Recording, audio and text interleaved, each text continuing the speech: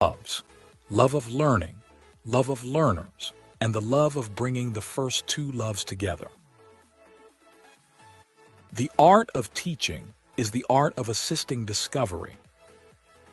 Education doesn't just make us smarter, it makes us whole. Teaching kids to count is fine, but teaching them what counts is best. I am indebted to my father for living well.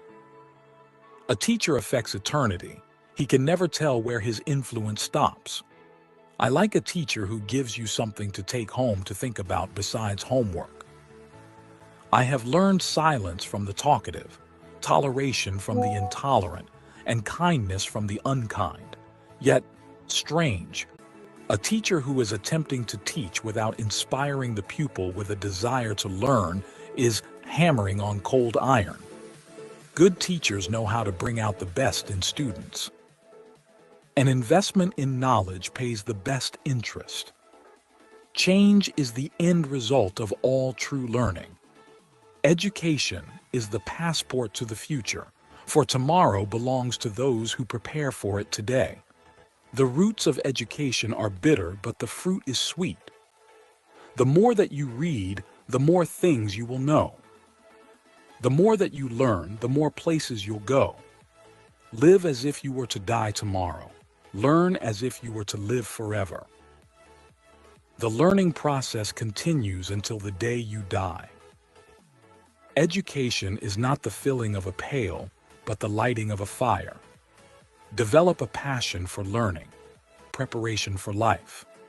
Education is life itself. They know enough who know how to learn. Education is the ability to listen to almost anything without losing your temper or your self-confidence. They cannot stop me. I will get my education if it is in the home, school, or any place. Education is the most powerful weapon you can use to change the world. Situations. Learning starts with failure. The first failure is the beginning of education. Intelligence plus character, that is the goal of true education. Education consists mainly of what we have unlearned. If you have to put someone on a pedestal, put teachers. They are society's heroes. The duties of a teacher are neither few nor small, but they elevate the mind and give energy to the character. The best teachers are those who show you where to look, but don't tell you what to see. Better than 1,000 days of diligent study is one day with a great teacher. Your heart is slightly bigger than the average human heart, but that's because you're a teacher. Teachers can change lives with just the right mix of chalk and challenges. Teaching is the greatest act of optimism. One child, one teacher, one book, and one pen can change the world. Students, don't care how much you know until this, but what is planted. Teachers have three loves: love of learning, love of learners, and the love of bringing the first two loves together. The art of teaching is the art of assisting discovery. Education doesn't just make us smarter, it makes us whole. Teaching kids to count is fine, but teaching them what counts is best. I am indebted to my father for living, but to my teacher for living well. A teacher affects eternity. He can never tell where his influence stops. I like a teacher who gives you something to take home to think about besides homework. I have learned silence from the talkative.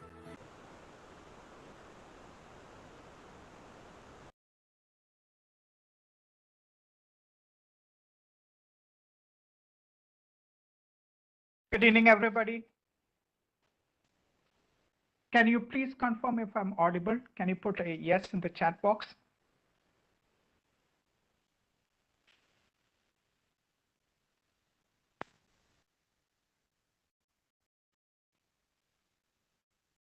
All right, thank you.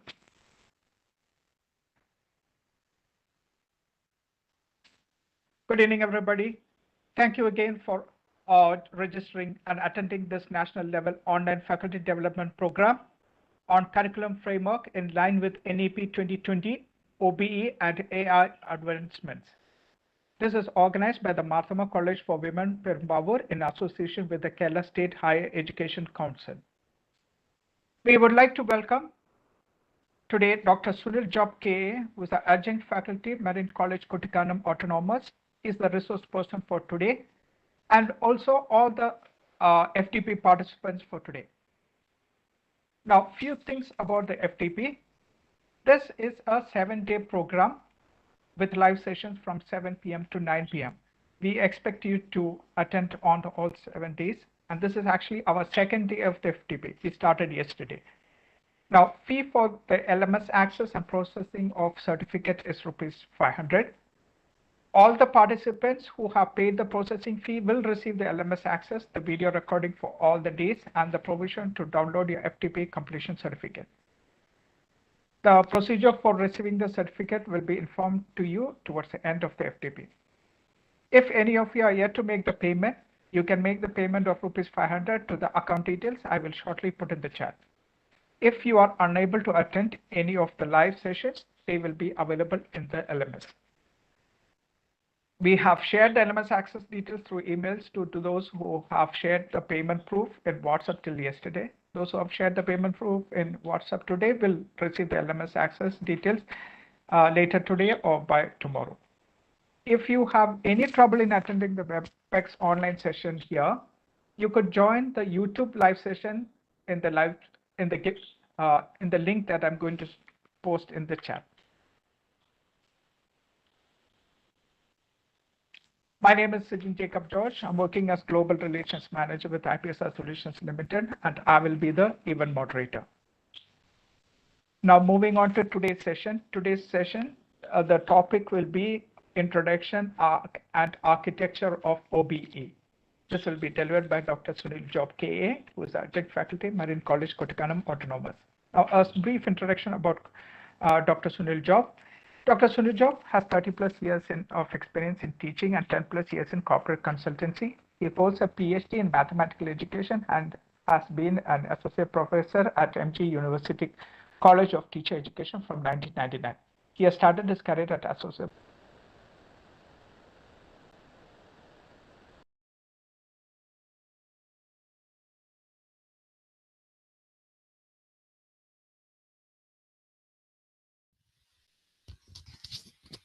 Sijin, we cannot hear you. Is there any problem in the audio? In national journals and authored a few academic books and a reference manual in mathematics. He has served as a resource person for a number of faculty development programs in outcome-based education, data science, and e-learning. Currently, he is serving as adjunct professor, Marine College, Kuttikanam Autonomous, and Chief of Academics, IPSR Solutions Limited. Over to you, sir. Thank you, Sijin, for the introduction. So, am I audible? Yes, you are audible. Okay, Sijin. Actually, the weather is not fine here. There is a thunder and shower. If in any case that I lose my connectivity, you just ping me in phone so that I could get an alternate connection, right? Yeah, I will let you know. Okay. So, okay, good evening all. And we are in the second day of our faculty development program. Actually, the topic for our faculty development program is very current, and it's the need of the hour. Actually, we know that in the national forefront, the higher education, not only higher education, the entire educational system is in the edge of revamping. I think a lot of ambiguity will be there when we consider about curriculum. Especially, there is a lot of disruptions which is going to happen in the curriculum of higher education when this new educational policy 2020 come into scenario. So obviously there is a lot of autonomies there. We have to be, the curriculum have to be multidisciplinary. We are giving a lot of freedom to the scholars so that they can get into the stream at their convenience, they can leave the stream after 1 year, or they come back second year or whatever it may be. Multiple entry and exit is there, and a lot of importance is given to innovations, technology, then our indigenous knowledges, and so a lot of things. So the problem will be how we can integrate all these possibilities, how we can ensure the credit, how can we transfer our assessments into credit and transfer it into the academic credit bank. A lot of ambiguities will be there around the latest curriculums. Actually, this faculty development program definitely will be throwing light on many of his aspects. Uh, so, uh, so obviously, the first 2 days will be giving you a small grounding on outcome-based education, and these the sections to come will be more focused on curriculum and assessments, and so how we can integrate this assessment into the new scenario of the new educational policy when multidisciplinary courses, interdisciplinary courses, and so on. A lot of things comes into scenario, how we can manage it into an outcome-based education scenario. And the most important thing is that now we have got a lot of activities happening around artificial intelligence. Definitely, about 60 to 70 percentage of the time that we have spent in our workspace is being left free when we are going together with this artificial intelligence.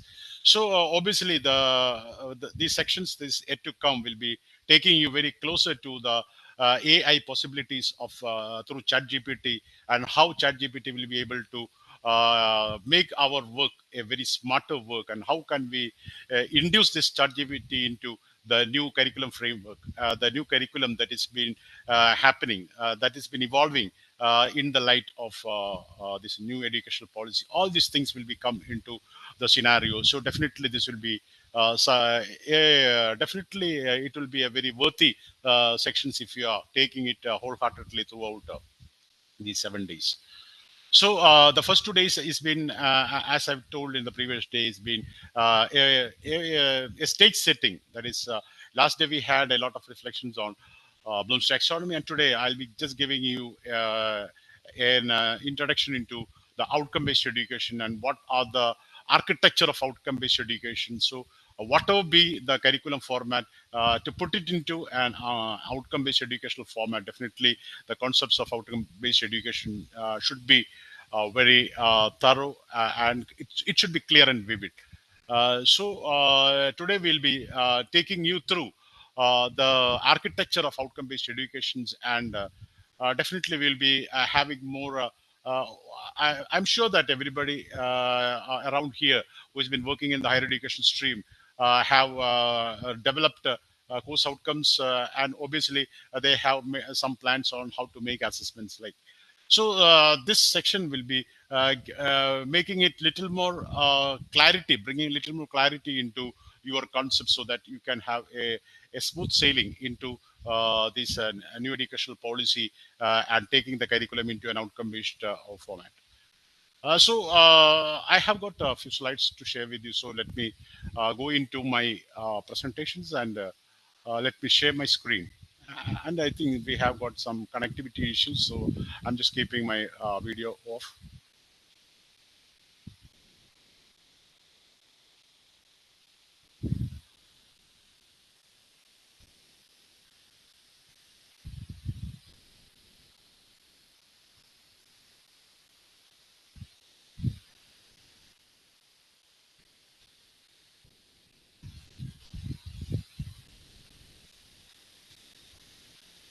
Don't get confused by saying thank you.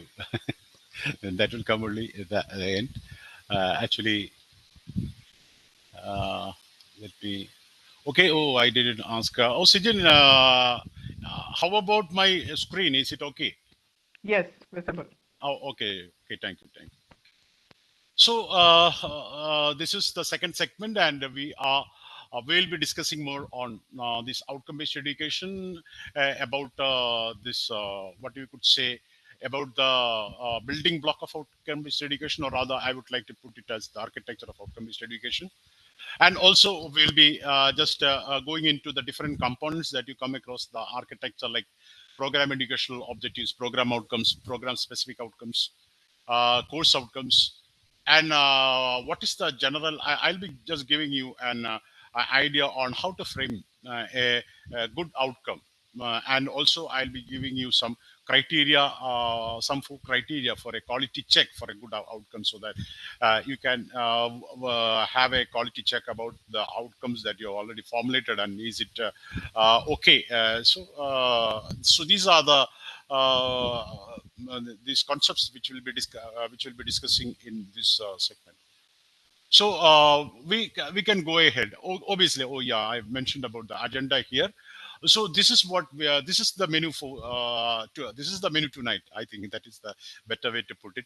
We'll be discussing on what and why of outcome-based education. Obviously, this is something very important, because going into something, because this is something that motivates us to take something wholeheartedly. Why?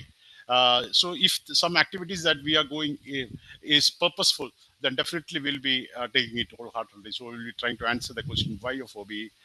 Then, as I've said, that our building block of outcome-based education will be discussed, and the components which follows are that you come across the building block of outcome-based education, that is program educational objectives, graduate attributes, program outcomes and program-specific outcomes, then course outcomes.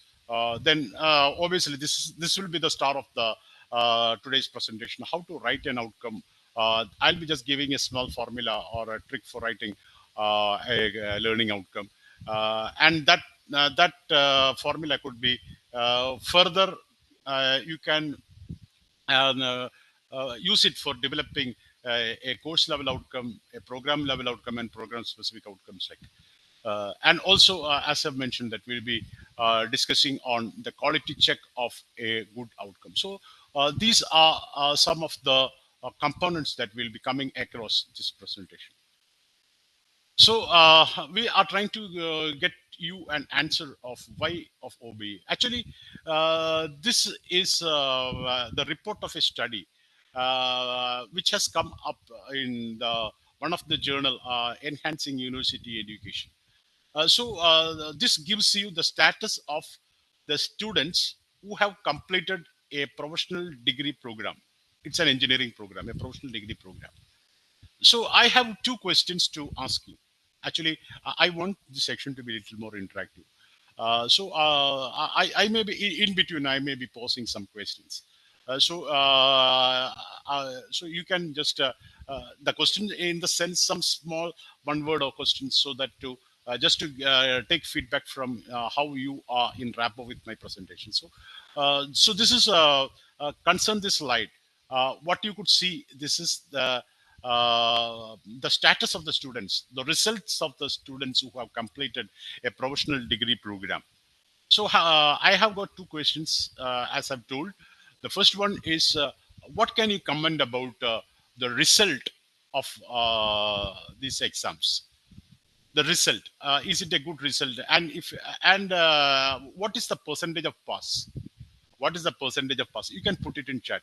I will just keep on monitoring the chat through my mobile.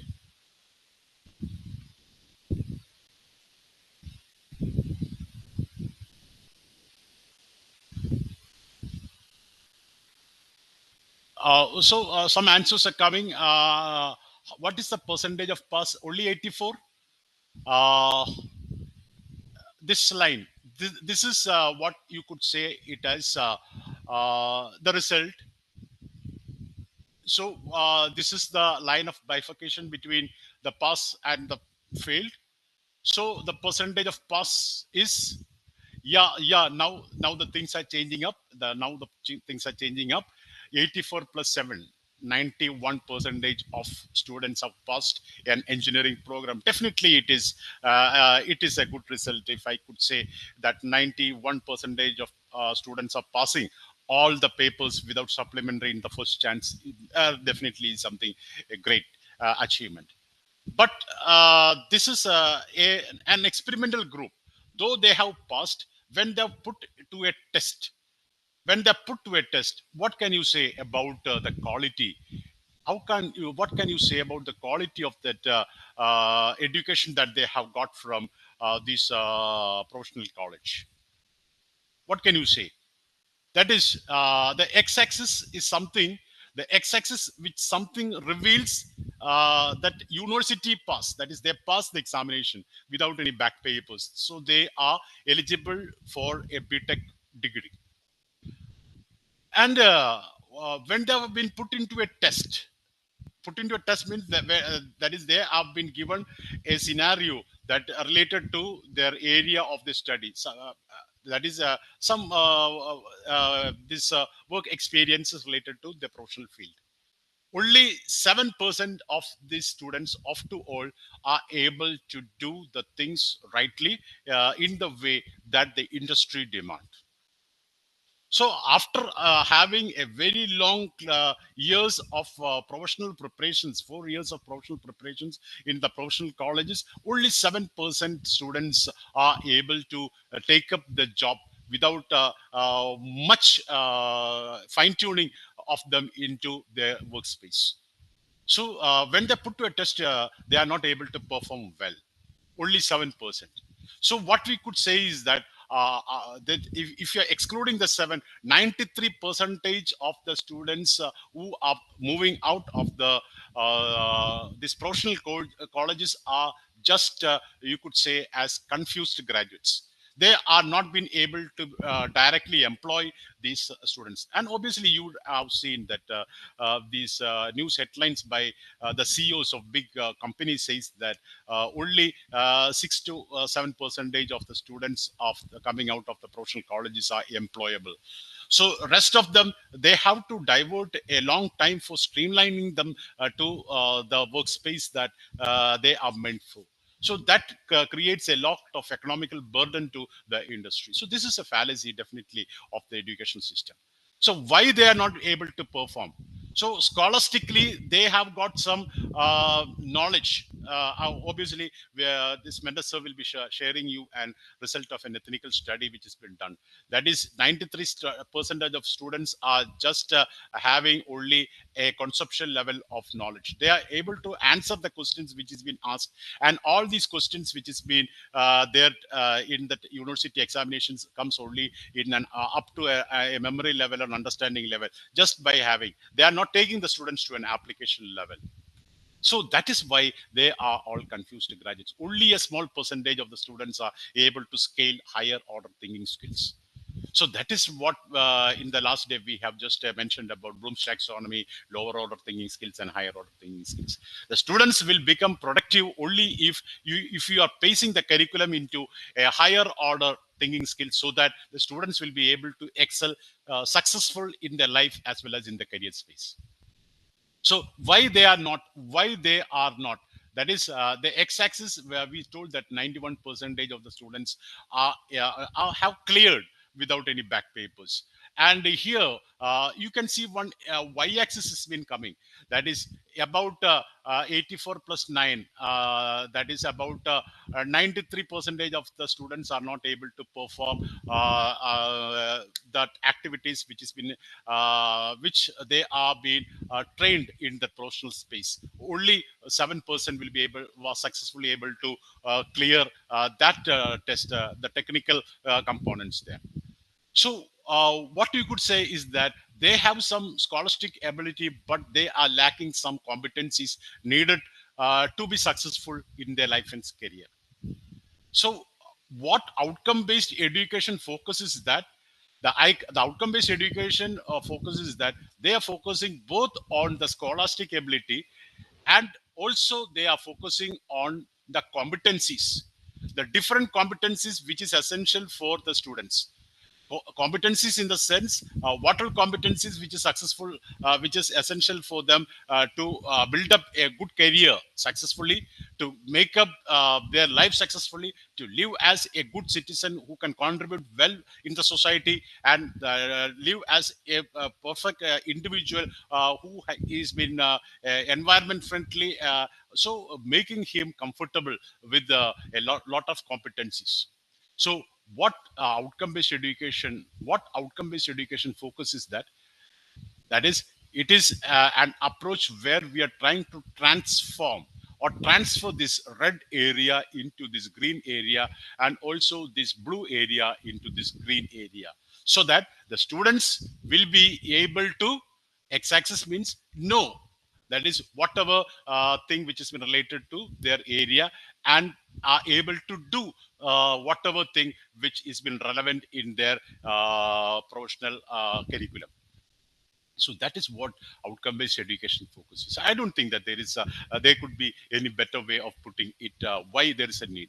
So outcome based education wants the students to have to excel successfully in the scholastic dimension, as well as they want to be successful with a multiple set of competencies that make them successful in their life career, in their life as well as career. So that is what outcome based education focuses. That is why when you're planning out outcome based education, you will be putting, showcasing a lot of PO competencies, PSOs like this. So we are giving equally importance to the academic stuff, as well as equal importance to the competencies which is essential for them in their future life and career. So that is what outcome based education focuses. So, in the light of what we have discussed in the previous slide, you can just read, because what outcome based, you can just read the this that what is being showcased in the red. That is a paradigm shift where we are focusing on what that is. Is a model of education that deviates from the traditional focuses on what the institution provides the students in favor of making the students demonstrate that they know and able to do. That is, the outcome based education focuses on the knowledge dimensions which we have found in the x-axis, and the competency dimension which we have seen in the y-axis, both the scholastic ability as well as their potentials to the competencies to be successful in the life and career. So that is what outcome based education is on. So, Bean, since we are just a few statements regarding the basic principles, because the outcome-based education is being clarity of focus. Why clarity of focus? Because normally, traditionally, we are focusing on objective-based education. Objective-based education, we are setting objective. Objective means futuristic. Futuristic. Outcome means we are showcasing on what should be the end product. So for this, I will just in most of my sections, I will be just giving this example. Suppose if you are going to build up that is a house, you have got about 20 cents of land, and you're going to build a house in that space that you own. According to you have an objective that for building a house, and you have a budget of about some 50 lakhs. It's only an average house or a 50 lakhs is there, and you are planning to have 3 bedrooms, and obviously a living room, kitchen, a small hall, and obviously a puja room. Likewise, you are having some ideas in your mind. So this is your objective. But at this point of time,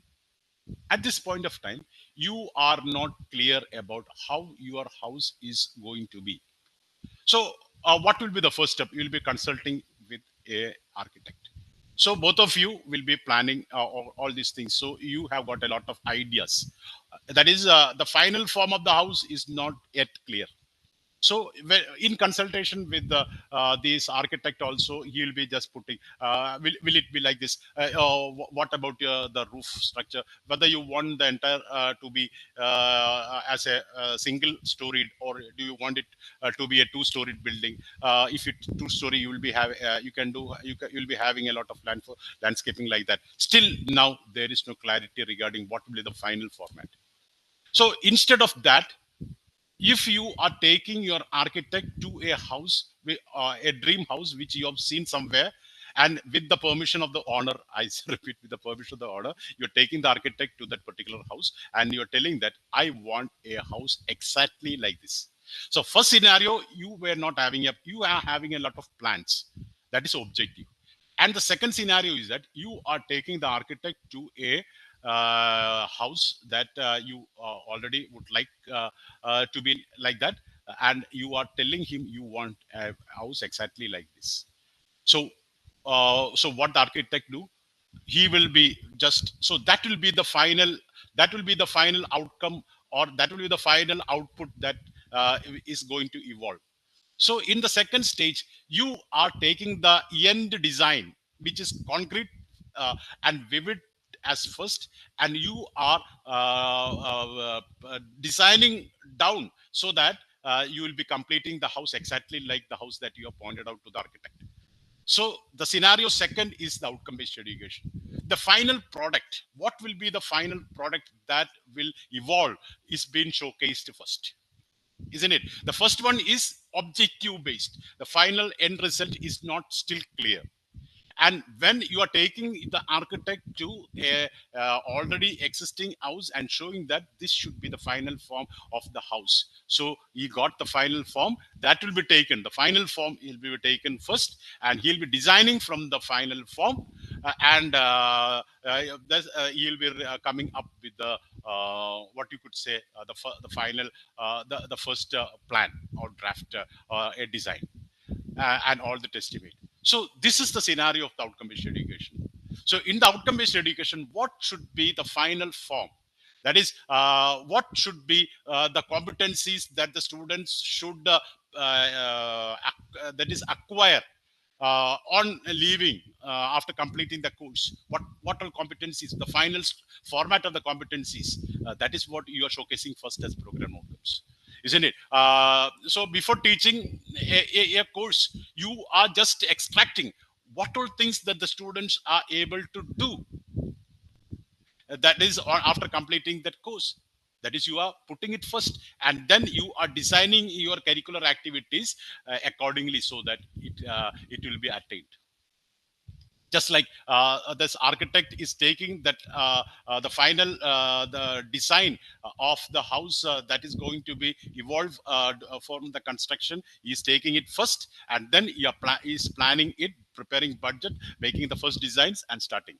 So this is what the outcome is education. So in this context, is there clarity or not? Definitely there is paka clarity. So what will be the structure of the house, what will be the dimensions of the room, everything is clear and vivid before they are starting with the program, and starting with the construction, and after that designing and from that end point they are designing backward, that is building up estimates of what will be the these foundations, then everything will be designed so this is what outcome based education really mean. That is what the students should be when they leave the institutions will be showcased first, and the role of the entire faculty members will be to design the curriculum, so that by the end of the course and by the end of the programs, the students should be exactly according to the outcomes that you have prefixed before starting the course as well as starting the program. So that is outcome based education. So it gives clarity where to go, where to reach. And the most important thing in outcome based education is then and there you are creating formative evaluations in order to ensure that whether you are going in the right track, so that by the end of the course the students will be attaining what is designed first. So that is what outcome-based education really means. So in an outcome-based education, that what you could say, that marinal compass, or that particular thing that gives you direction is the formative evaluation. Each and every steps you have to conduct formative evaluations, and these formative evaluations will be steering you in the right way till the first the outcomes that you have showcased is attained. That is what outcome-based education exactly mean. And high expectations in the sense in the previous day, Bloom have said that everyone can learn. So if you are giving them the right situations, definitely the students will be able to learn. So normally when the because we are conducting a lot of sections throughout India, and normally this concern of the teachers is that if we are trying to make elevate these curricular activities into a higher order, will the students able to reach there? definitely they will be able to reach there, because once you are giving the right stuff in the right way, the pedagogy and methodology is something very important. How we have to put the things in the right way. If they're placed in the right way, definitely the students will be able to cope up with whatever you do.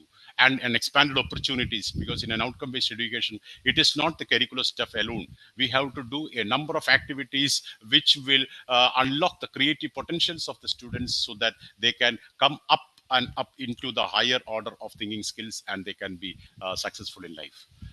So this is obviously the architecture of an outcome-based scenario. Obviously, every college will be having a mission and vision.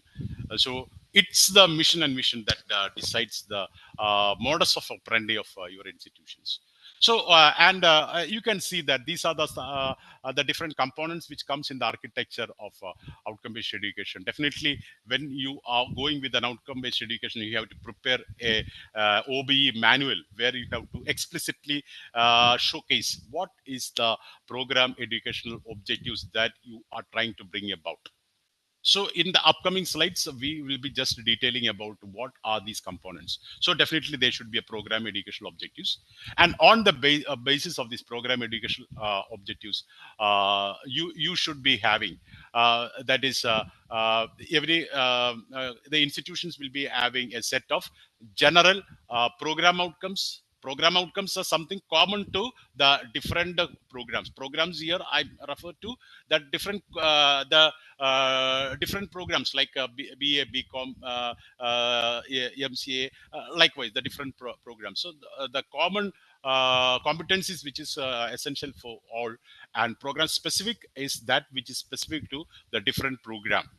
That is a BA literature students will be having some specific competencies which should be accumulated from their course. The BSc mathematics, BSc physics, what is special and common. So core as well as generic competencies will be showcased in the program outcomes and program specific outcomes. And these outcomes are really attained by the courses are nothing but the tools. The curriculum is what is curriculum? Curriculum is nothing but the totality of all experiences that you provide to the students in form of different courses, in form of different projects, in form of different activities.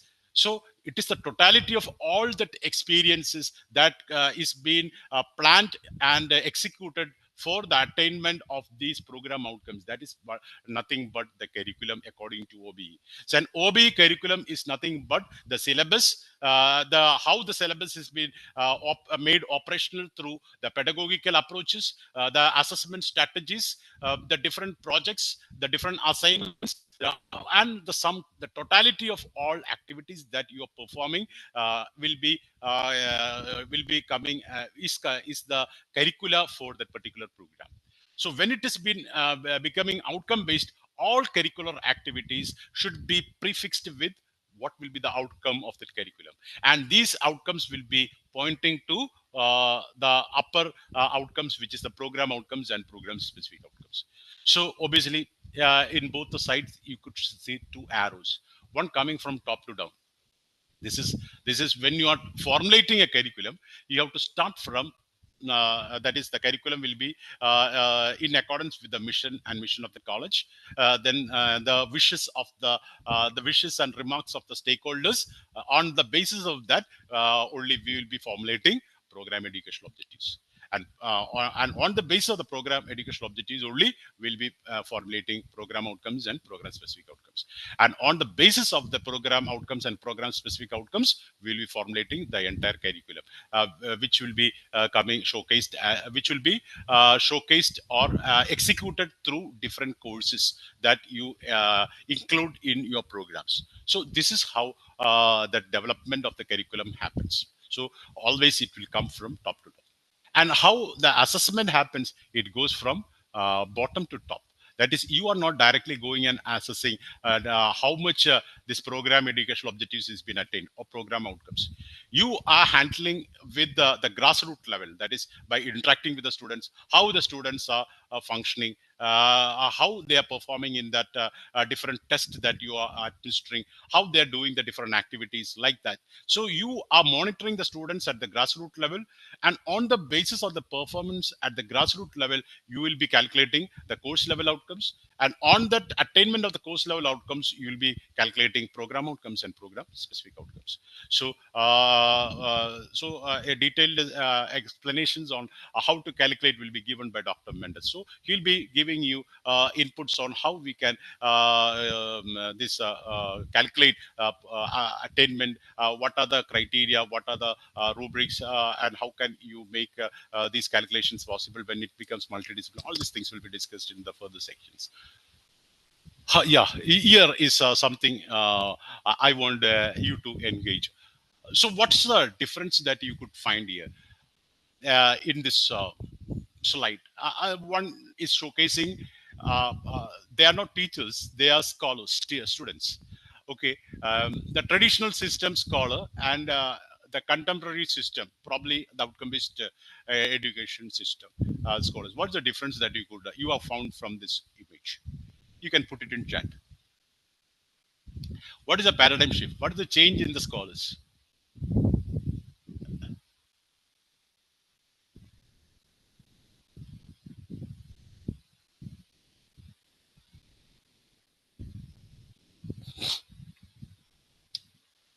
What is the so nothing is coming in the chat?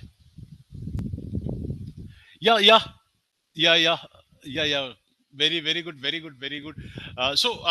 Definitely in the traditional system, we give priority to bookish knowledge.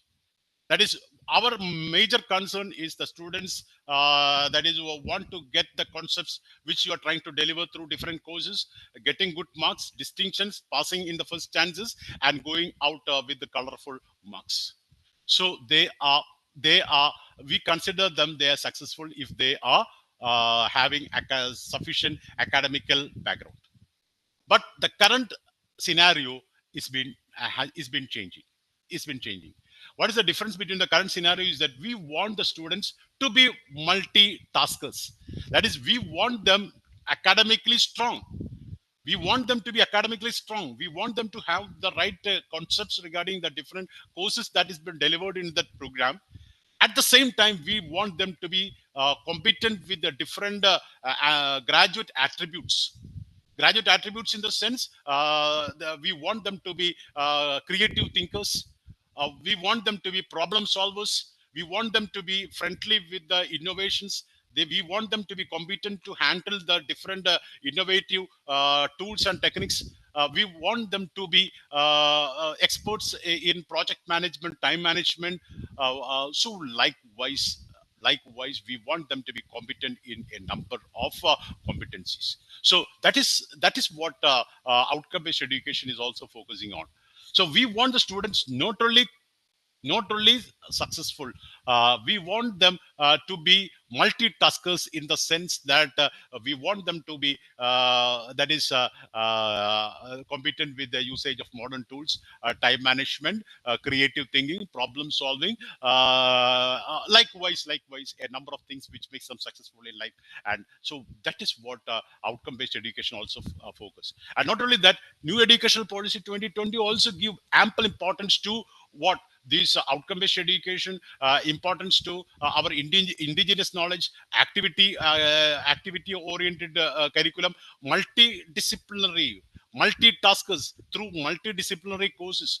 Not only we want them to be divergent thinkers like that. So the curriculum should be strong enough to accommodate all these possibilities into our higher education system, so that our scholars who is passing out, because now the quality of the education now the education institution has totally changed in the sense that now the quality is decided not only on the basis, I repeat, not only on the basis of the infrastructure, how much land area, how playground, then whether your institution is having a well equipped laboratory, library, how many copies that you're keeping there.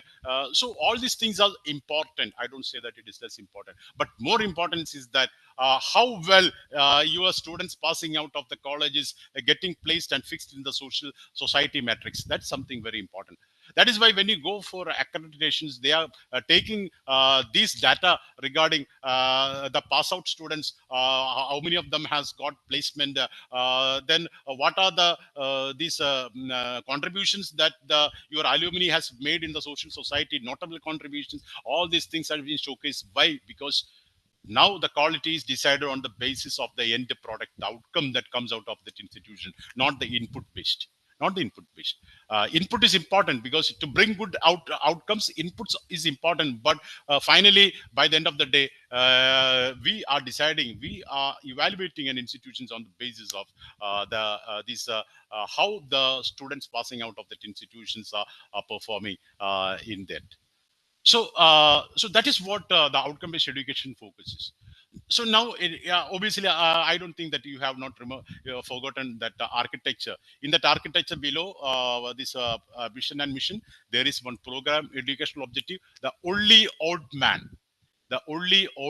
in that architecture, program educational objective, and all the rest is been showcased as outcomes. The difference, I have just seen one, somebody has asked what is the difference between objective and an outcome. So I have just given a beautiful example for the construction. That is, your objective is to build a house. That is the objective. That is, objective is from teacher's point of view, and outcome is from the student's point of view. Because in the traditional system of examination, in the traditional system of exam in the traditional system of education, what the teacher's intention is that, what should I teach, what should I teach? You are focusing on what should you teach, isn't it? That is, your objective is teaching. And now in the outcome based educational scenario, your your concern will be changing from what should I teach, rather than what should the students are able to do. So your focus changed from what should, before going into the into a classroom, you will be thinking what should I teach. It's been transforming to what the students are capable of doing. So that is taking, you are focusing on that, and you are you're directing, giving some situations for the students to steer up, streamline, so that they are capable of doing what you have planned. So that is the difference. Objective means teacher's intention, and outcome means the actually they are both the end. Objective is viewing it from teacher's angle, teacher's objective. Outcome is getting it from bringing it to clarity from the student's point of view, what the students are capable of doing. Actually, that's a major difference I've just seen. And actually, by the end of these sections, we'll be having we can have a lot of discussions regarding if your concerns and confusions. So program educational objectives. So when you are formulating a curriculum based on outcome based education, the first thing that you have to bring out is you have to explicitly list what are the program educational objectives. Objective means future oriented. That means how can you that it is the duty of the institution, not the teachers. So institution first discuss with the stakeholders, and they have to plan, that is, what the students are capable of doing, in the first few years after they leave the institutions. So when they leave the institutions, what the students are capable of doing, you have to ensure that, isn't it? So actually, program educational objectives are the educational goals of the program. What are the goals related to the program? Goal means what they are capable of doing when they leave. That is, they have to get into some career and perform well in the career. That is what they're going to do. Or they want to get into a higher education stream and perform well. They have get into a social life and perform well. What they're capable of doing. So that should be explicitly formulated in consultation with the stakeholders. That is program educational objectives. So you can read, these are the broad statements, what the students are expected to do within the first few years. Why I mentioned about first few years?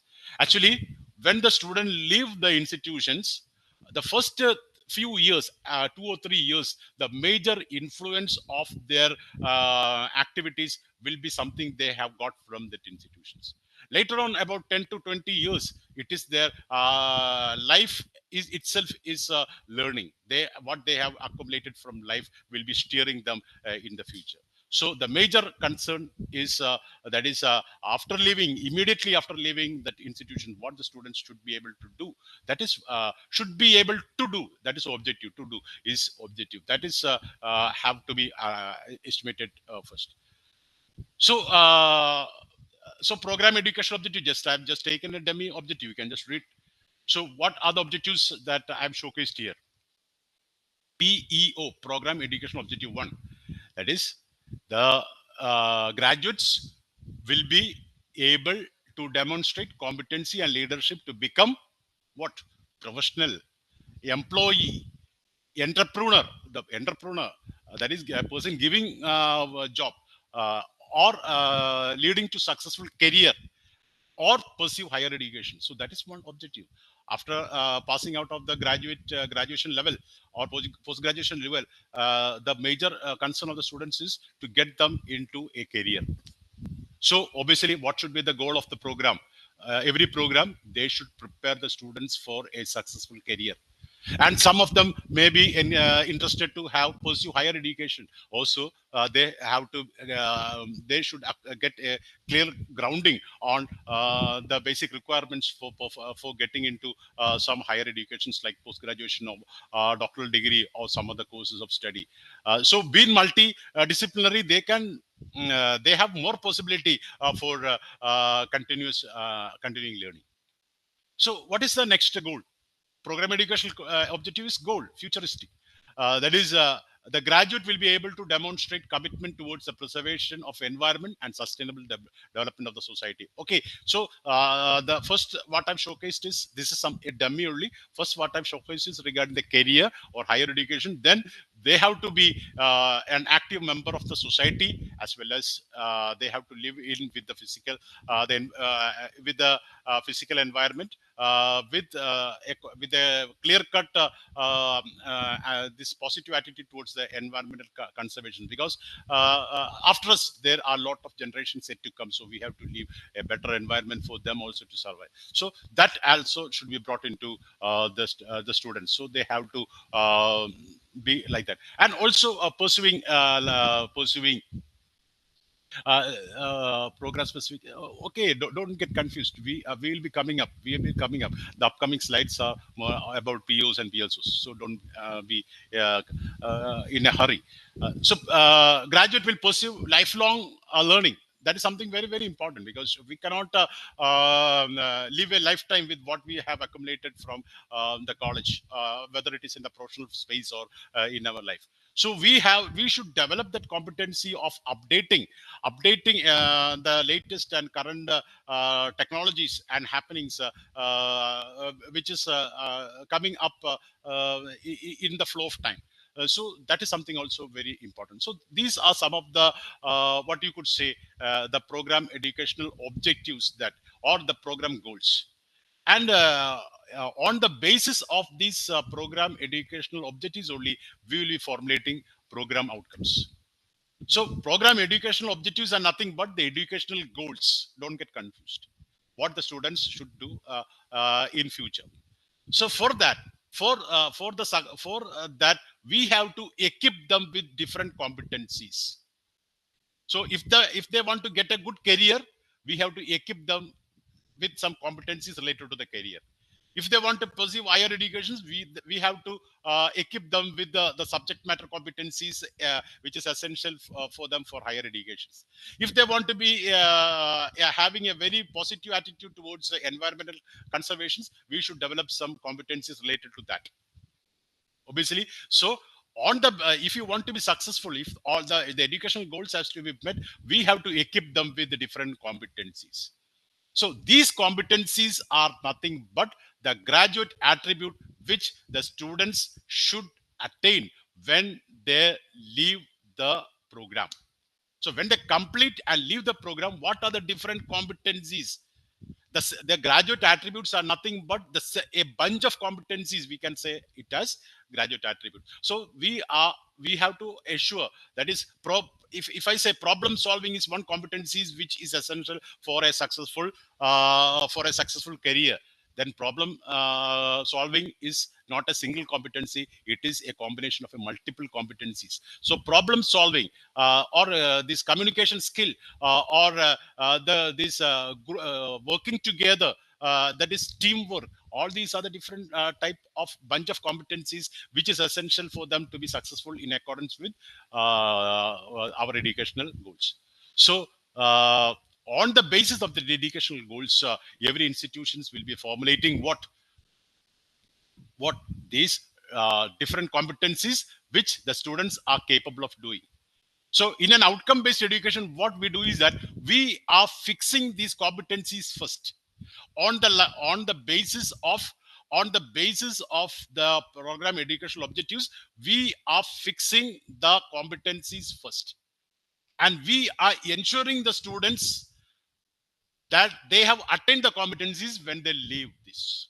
That is what outcome based education focuses. So at the first phase, we are listing out the bunch of competencies, and we will be calling them not bunch of competencies, we will be calling them as graduate attribute. And when this graduate attribute is written in a verbal form of an outcome, we call it as program outcome. So I think you got it clear. So program outcome is nothing but the graduate attribute or the bunch of competencies that the students should attain when they leave the program, isn't it? So that graduate attribute written in the form of a verbal statement in the form of an outcome, what they're capable of doing, we call it as the program outcome. So program outcomes are developed from graduate attribute. For at this point of time, we will be using both the graduate attribute instead of program outcomes. So graduate attributes are nothing but the set of competencies. It can be the competencies can be related to the knowledge. It can be related to the skills. It can be related to the attitudes. So the graduate attributes, what the graduate attributes they should attain when they leave. So that graduate attribute and program outcomes are both same. The graduate attribute written in the form of a statement, we can call it as program outcomes. So now you can just make a small reflection on what we have discussed now. That is, we have set educational program educational objective, educational goals, and for making the students fit for that educational goals, we have to sort out the different graduate attributes which we call as program outcomes. So, and we have to ensure it. So what is program outcomes? It is considered as the visible component or competencies. That is what I've been mentioning. Visible component competencies of the program, educational objectives of the program that the students the program objectives and observable, measurable, and a product from the process of educational program. So it should be considered as a visible component competencies of the program educational objectives, or an observable, measurable end product from the process of educational program. So we have defined it in two ways. What one is, it is the visible component of the program educational objectives. That is, for the successful accomplishment of the educational goals, what are the competencies which has been hanging from these educational goals, or we can visualize it from the program side. So these are the goals, these are the outcomes that we have to ensure after completing. So, okay, we will take this one. The first one, graduate will be able to demonstrate competencies and leadership to become professional. The first educational program educational objective, which I've shown in the previous. So, if you want your student, if you want the student to be successful in a career, what are the competencies that you have to provide him when the student leave the program? For example, if it is a management program, what are the competencies that the students have mastered? You can put it in chat. Suppose if you want to make the student to be successfully take up a career, what are the competencies that you should give? You should ensure in the students while they're leaving. Okay, decision making is one. Very good, very good. Decision making ability. Then leadership quality. Then marketing. practical knowledge, like then if they are doing a marketing job, what is the competencies? Marketing, teamwork, yes, communication skill, very good, very good, lot of things. So I think it is clear. So from where did all these competencies come from? They have evolved from the educational goals. So we have to extract the set of competencies that we have to ensure in the students while they are leaving the program, is called graduate attribute or program outcome. So these are the set of graduate attributes. These are the set of graduate attributes which are provided by the UGC. That is, they have given freedom for the institutions to pick from this list according to the program outcomes, which according to the program educational goals that they have formulated. So it is disciplinary knowledge is their communication skill, okay, critical thinking, problem solving, analytical. So the teamwork. So these are the different competencies that is, these are the set of competencies that the students should attain when they leave. So in an outcome based education, we have to we have to prefix we have to prefix these competencies first, and then when we are going with formulation, we have to formulate the curriculum in accordance with, in the lines of these competencies. That is, all the subjects, all that activities that you give as a part of the curriculum should be so customized that by the end of the programs, the students have attained these competencies at the targeted level. That is what we have, the outcome based education focuses. And for these, what you could say, in these engineering colleges, they don't have the freedom to take competencies according to their liking, because they have given a standardized 12 set of program outcomes by the NBA, National Board of Accreditation, because we are also a part of the Washington Accord from 2014. That is, the all the members of that Washington Accord have resolved to use outcome-based education as their teaching methodology, as well as they are, especially the engineering colleges, they have taken the standard outcome for all the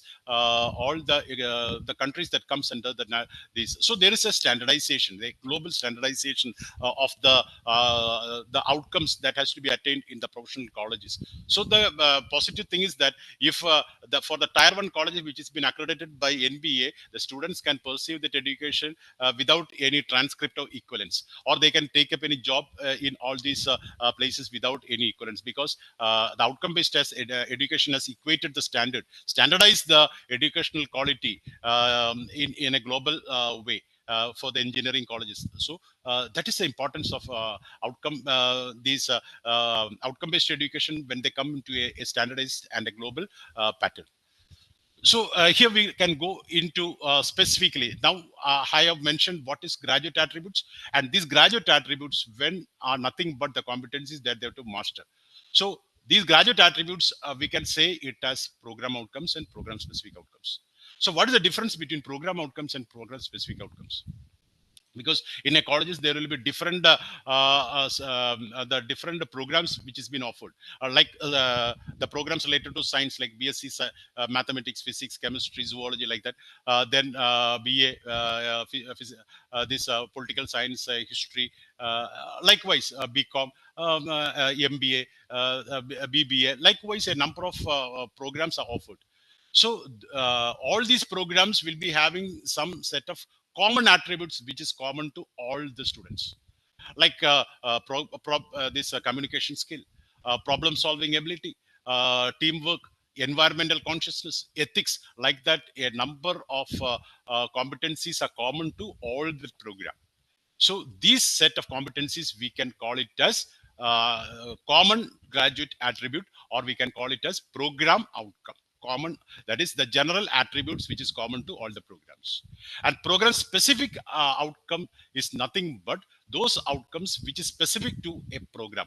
For example, this BSc Mathematics will be more concerned with calculations, etc. So the scholars will be having a special, that is, you can set the outcome specific to that particular outcome. That is program specific outcome.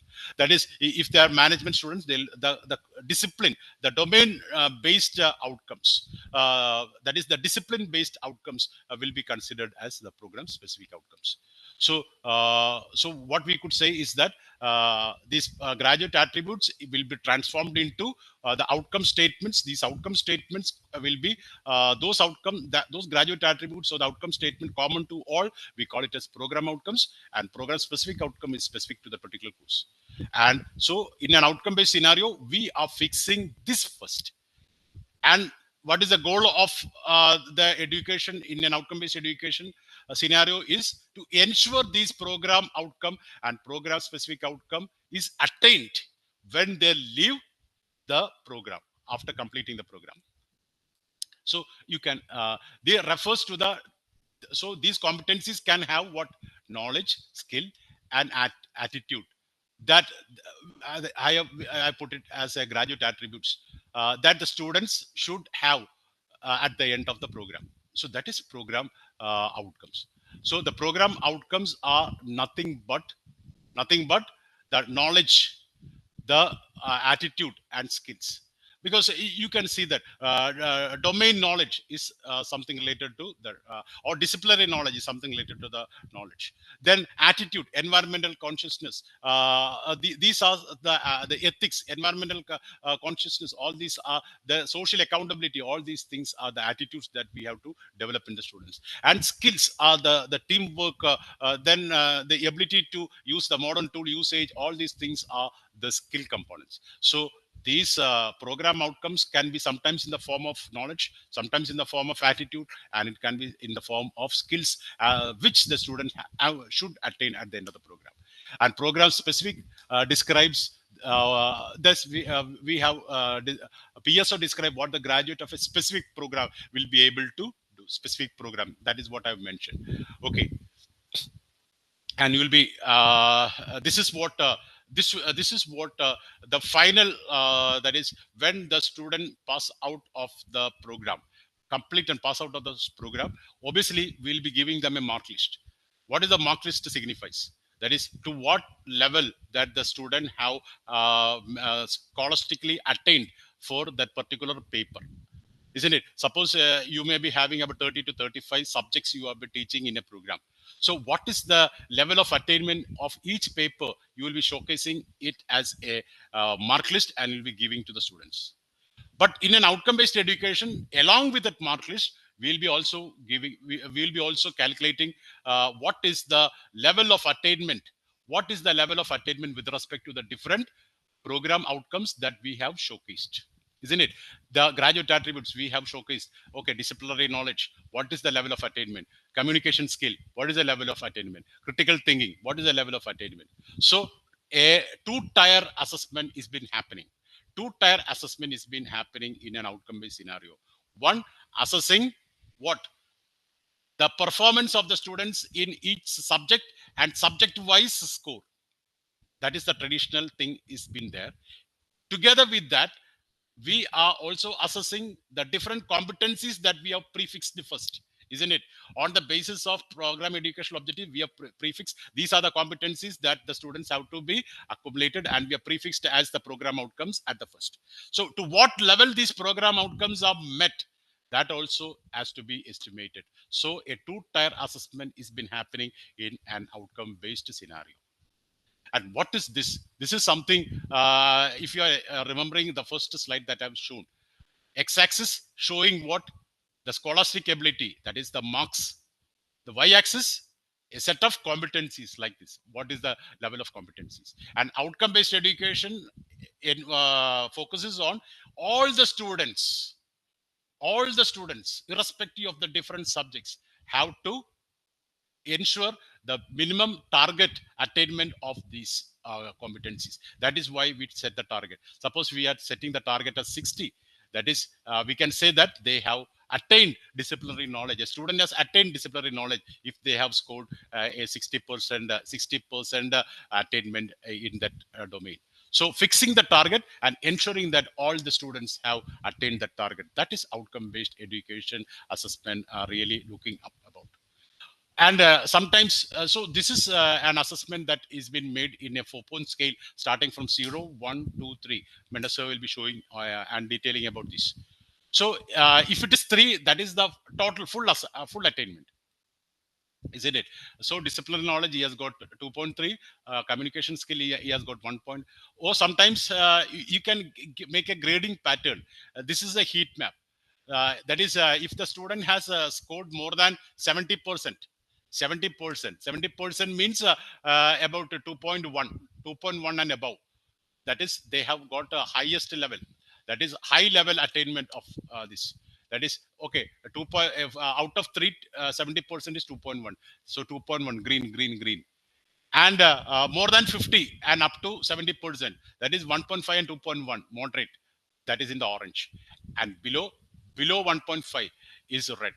So you can give a heat map like this. But in an outcome based scenario, no red should be there. No red should be there. We have to ensure minimum 50%. Minimum 50% attainment. That is why we are setting the target as 50. And in later stage, you can shift the target to the higher level of 60 or something like that. So this is how the outcome-based education works. So we have started formulating from the top. We have defined program this educational goals, and we have named it as program educational objectives.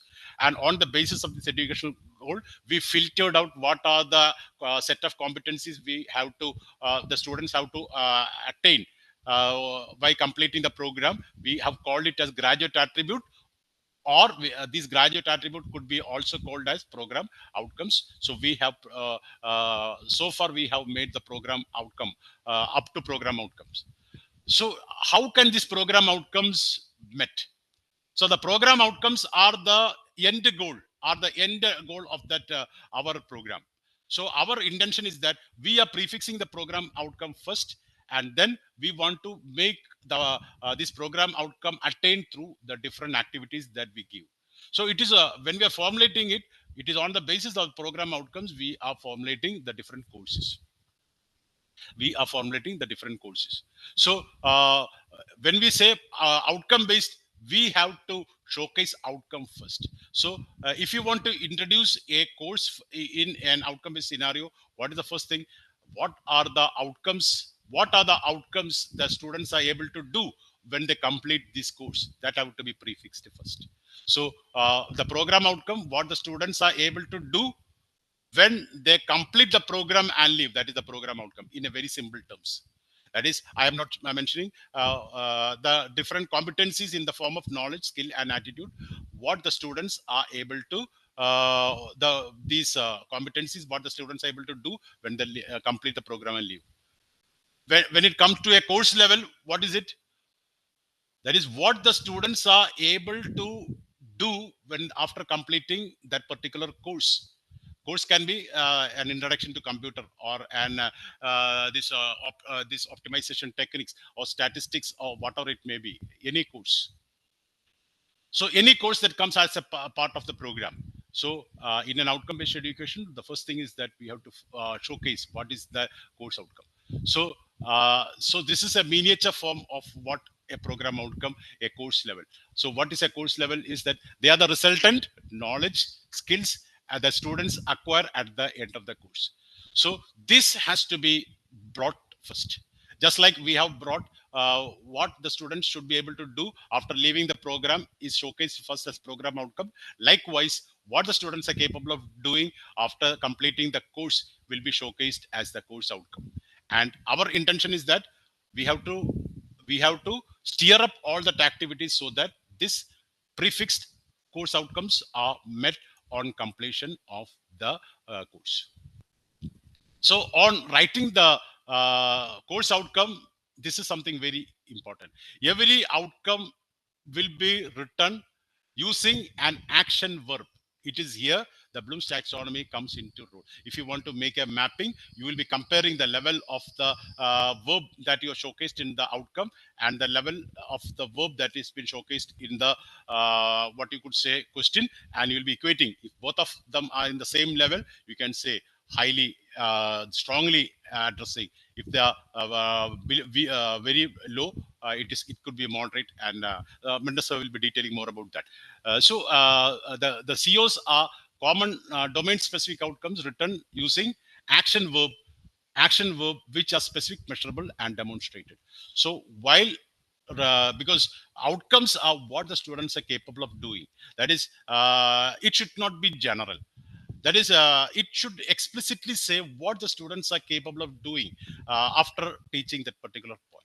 So that is something. So in order to ascertain or in order to make it clear and vivid, in order to make an outcome specific, in order to make an outcome observable, in order to make an outcome measurable, we are writing an outcome by including an action verb from the list of the action verbs which has been given by Bloom's taxonomy. So I'll be just giving you a formula for writing an outcome. A formula for writing an outcome. That is, this is a general formula for writing a small outcome. So in an outcome-based education, there are outcomes at different level. A program level outcome means what the students are capable of doing after completing the program. A course level outcome means what the students are capable of doing after completing that particular course.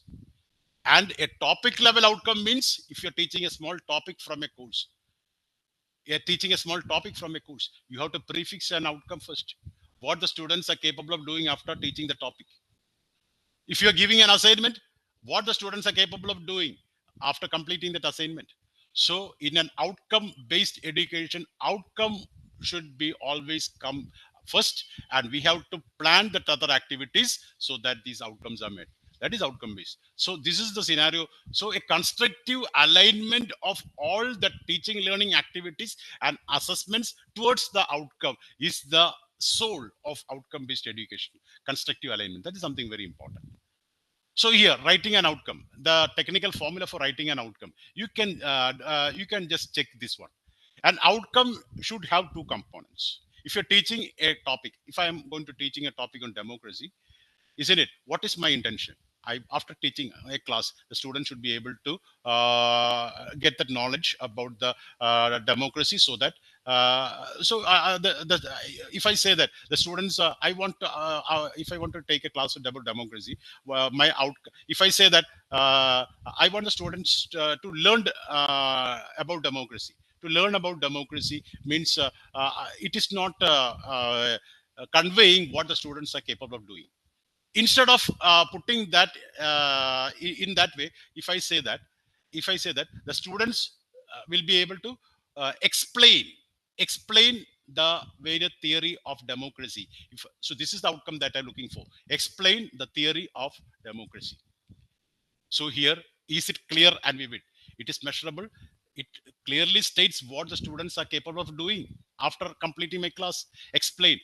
So I can measure if they're able to explain, outcome is missed. So that is what you have to write. In an objective, it is not clear. I want the students to learn. So that is not clearly showcasing what the students are capable of doing. While writing an outcome, you have to phrase that outcome in such a way that what the students are capable of doing, isn't it? They are able to explain it, or they in my previous class, of Bloom's taxonomy, I want you to analyze the questions. So after completing the class, the participants should be able to analyze the question in the lines of Bloom's taxonomy. Analyze, isn't it, that verb? So it should have the verb and the learning statement. So here, because this is one of the paper that I used to handle at Marine College, that is operational research. So I have praised an outcome, optimization technique. So on completion of my course, the student should be able to appraise. Appraise means evaluate. So this outcome means to what level, that is, you have to prefix outcome. Writing a course outcome means you are prefixing in advance to what level that you are going to take the students in the learning ladder, isn't it? So that is what outcome signifies. So what the students are capable of doing, they should be able to appraise, evaluate what effectiveness of optimization technique. So this is the action verb, appraise or evaluate. I can even put evaluate. And what is the learning statement? I am teaching what? Optimization techniques. So there are different optimization techniques that could be applied for different scenarios, isn't it? Simplex method, transportation, assignment, dynamic programming, integer programming. Likewise, a number of optimization techniques are there.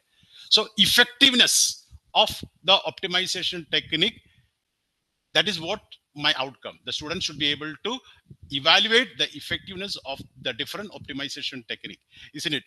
Which technique is most effective for which context, and I am delimiting it in the context of industry, isn't it? So I have got an action verb. The topic that I have teaching should be included in the outcome statement, and also I have listed out the context, delimited it to the context. So what will be the outcome on completion of the topic? What the students are capable of doing? What? Evaluate or appraise the effectiveness of the various optimization technique in the industrial context. So that is a very beautiful outcome. So the important thing is that it is a best practice to take these verb from Bloom's taxonomy. Bloom's taxonomy. So Bloom's taxonomy will showcase to what level you are taking the students in the learning ladder. So I am taking the students to an evaluation level, higher level. I can put, if I am putting it, just explain the different optimization techniques. That can be an outcome. That means I am taking only the students to a understanding level. Or I can rather put it as apply the optimization technique in solving different problem. So that is also outcome. I'm taking it. So this I'm taking to a very higher level. So the this Bloom's taxonomy, why we are taking Bloom's taxonomy that much important is that it is important for formatting of curriculum, for teaching as well as for assessment. It is important. So so this is the learning outcome that I have showcased. Appraise the effectiveness of optimization technique in the industry. Okay, so this is the formula for writing an outcome. Action verb and learning statement clubbed together will give you an outcome. So this formula, you can use it for preparing what? Outcome at the course level. You can prepare it for developing outcome at a program outcome, as well as, because if I say communication skill, it is program outcome, but it is in a graduate attribute format. If I want to put it in an outcome, I have to write it verbally what the students are capable of doing. Then it will become a program outcome. So the soul of program outcome is graduate attribute.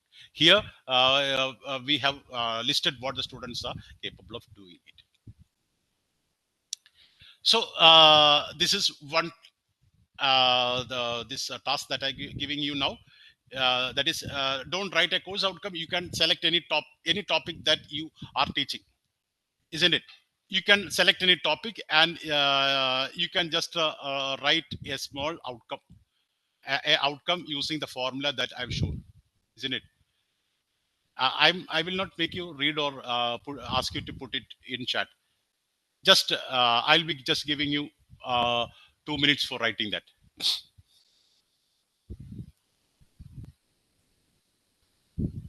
And obviously when you go to the LMS, there is a special Padlet will be there.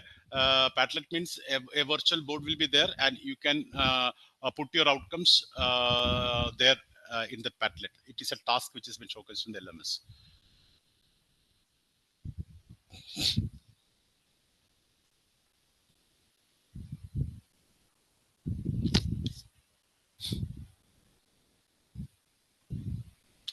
So I think it is just a small statement, isn't it? What the students, after making teaching, what the students are capable of doing. So now I will be, you want, it is better that I will be giving you a next slide. It is not, you should read this first. It is a good practice It is, I don't say that it is wrong. I repeat, I don't say that it is wrong for using these types of verbs. But it is a good practice not to use the following verbs. Not to use the following verb, because an outcome should be observable. If I say I want to make the students learn the principles of democracy, it is vague. Suppose if I say I want the students to explain the principles of democracy, that becomes more clear and vivid. That showcases what the students are capable of doing. So outcomes, because the father of this outcome-based education is Paddy. In his book, it is very specifically showcased that the outcome should be measurable and observable. But I have seen many of these outcomes which has been showcased in this in the portals of the different educational institutions. They are using these verbs, but I don't say that it is wrong. It is okay, but if it is possible, make the outcome observable. That is what it is, I mean. But if you're writing that program outcome statement, there also you need verb. There we can make excuse, because we are not directly measuring. We are measuring program outcomes and program specific outcomes, not directly. They are calculated from the course level outcomes. You are calculating first the course level outcomes, and from the attainment of the course level outcomes, we are calculating program outcomes. We are not directly assessing it. So program outcomes, you can use the verbs without any restrictions. But when you come to the lower level, because assessments are taking at the lower level, you are giving a project and assessing them. You're giving a test, assessing them, isn't it? So these assessments, the outcomes that you're showcasing at the lower level, at the course level, it is always better to put it in the format which is observable. So if your outcomes do have these verbs, you can try whether it could be replaced by some observable verbs. And if it is not okay, it is okay. So now, just making comparison. Just making a comparison. The students will understand democracy. After completing my class, the students will understand the democracy. Understanding is okay, but is it observable? How do I see? Can I see? Does it state what the students are capable of doing? Does that statement showcase what the students are capable of doing after teaching that? It is not clearly, isn't it? But if I write it, describe major theories of democracy, it very beautifully showcases that after teaching this topic, what I expect is that the student should describe the theories of democracy. Okay, this is little more clear. So this is an objective, isn't it? I want the students to understand, but this is the other end. When they understand what they do, when they understand what they're doing. So this is actually an objective framework. This is an outcome framework. The students will study about the impact of cultural diversities of nursing. Here, evaluate the impact of cultural diversities on nursing.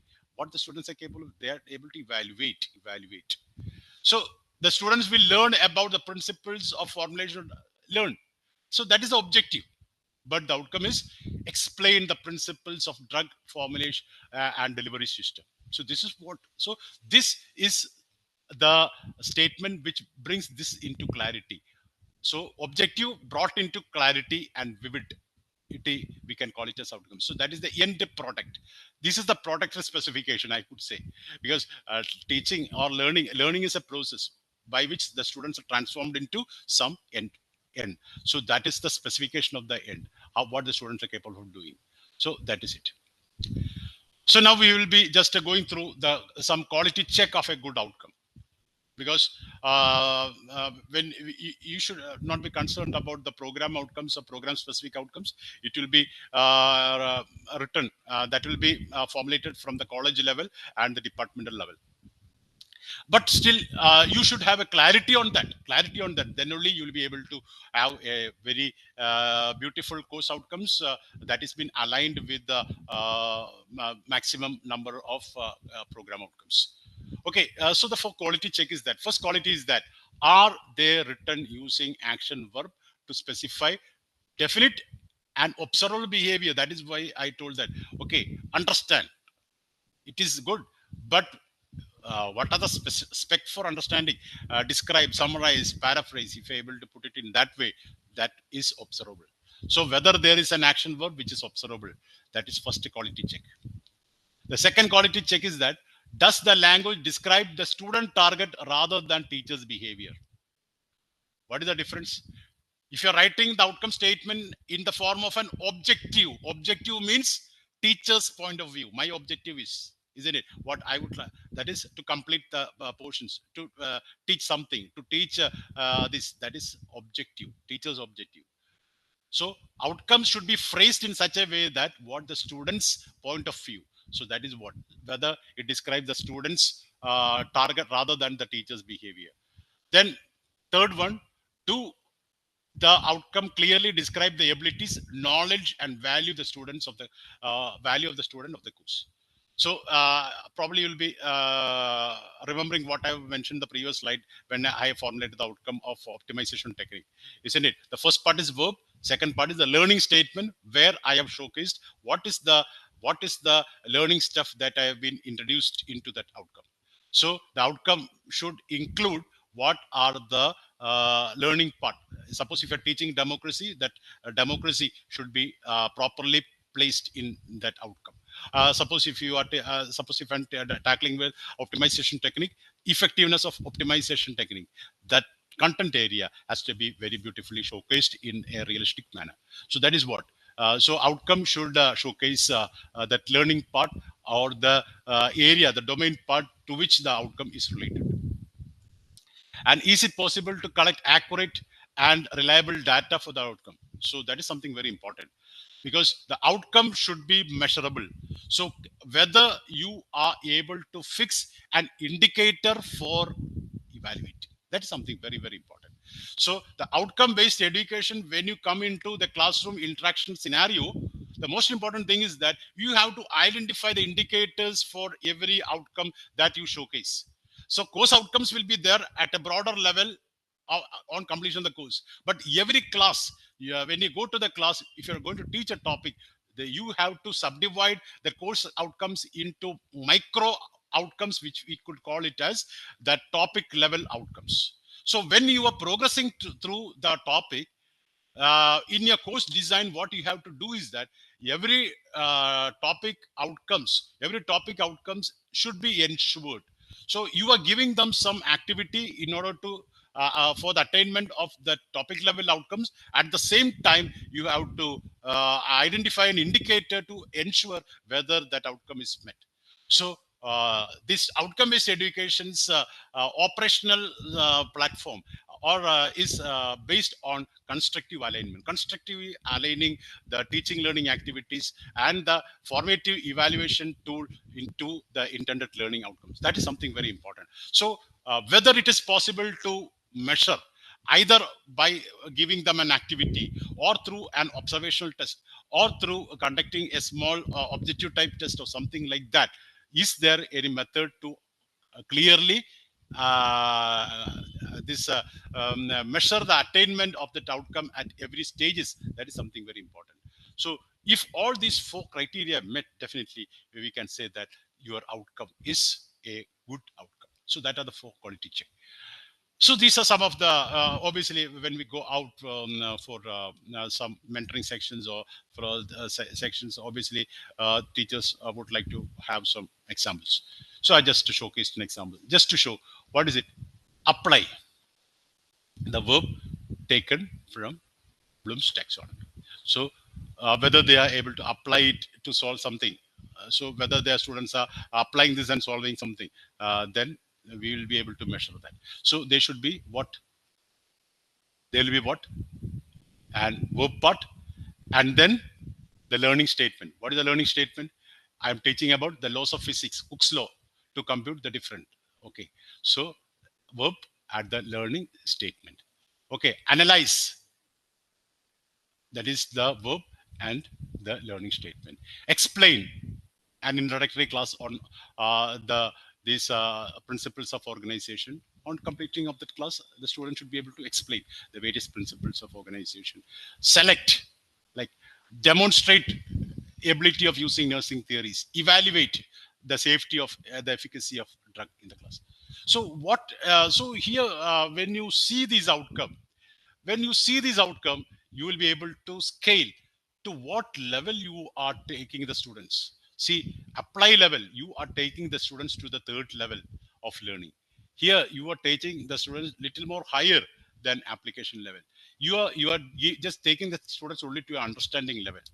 So the outcome as such is having the same structure of a question. It has a what, if you are framing the outcome with a verb, the verb will showcase to what level you are going to take the students, and the question will help you to ascertain whether the students have met that particular level. Okay, so the mapping part and all that Vendor will be discussing with you in that way. So before going into that, there is a task related to this. This is one of the my Excel sheet which I have prepared. Here you can list out that outcome here. You can select the course, that any one of the course that you are handling, and you can showcase here what is the name of that course. Introduction to computers, or whatever it may be. Introduction to computers. If you want to make it black, okay, you can put it black. Introduction to computers. It is available in the LMS. You can download it. Just like how last day you had a task called what, evaluation. That is analyzing of the question paper. So now this is analyzing the outcome on the basis of the 4 quality check. I have showcased the 4 quality check in the right side box. Are they written using action verb? Does the language describe the student's target rather than teacher target? Do the outcome clearly describe the abilities or the knowledge part? Here, the knowledge part is democracy, isn't it? Likewise. So here, is it possible to collect accurate? Okay, you can give them a test or multiple choice question. It could be assessed. So you can have the outcomes written here. The second outcome, the students identifies the different parts of the computer. So this is an outcome. So check one. What is it? Are they written using an action verb? Yeah, action verb is there. What is the action verb? You can put identifies. uh, does it the language describe? Okay, identify, the students identifies after teaching, the students are capable of, they identify the parts of the computer.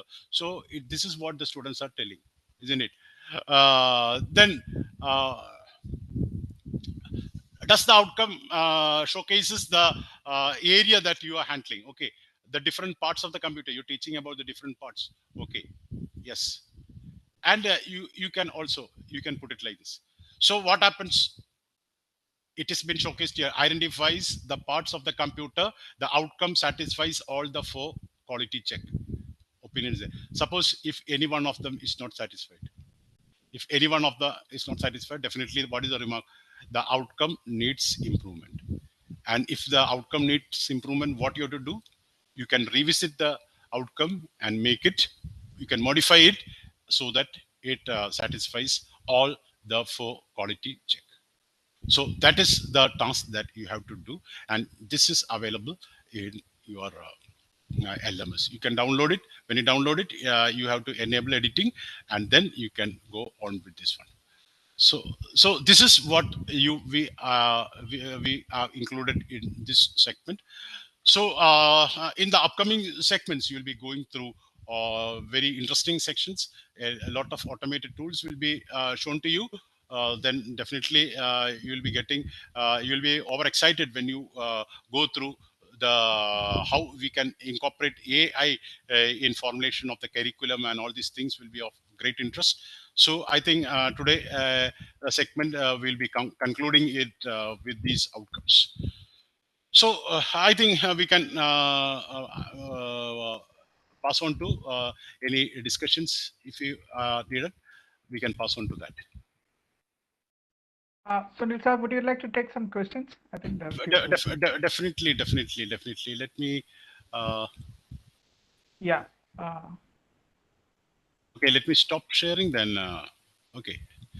Okay. Now we can go with questions. okay.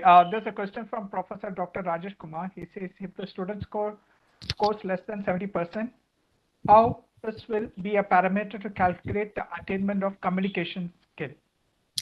Don't worry.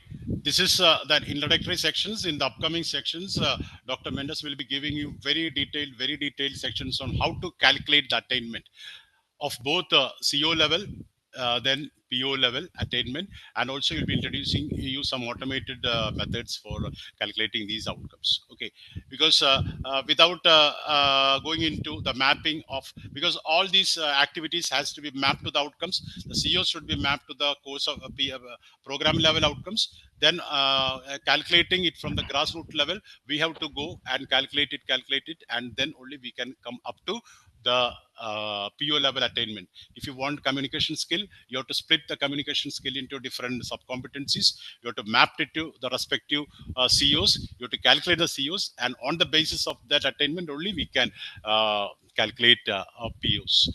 So at this point of time, if I explain it in detail, it will be of no use because we have not reached there. So when you go ahead, you will be having detailed sections on these calculations part. Okay, so don't worry, be patient. You can they'll be having very detailed sections on that. Okay, there's a question by Dr. Kiran Gupta. It says, where do we get quiz and do we submit? Uh, I will take that question. If you're referring to the MCQ is in the LMS.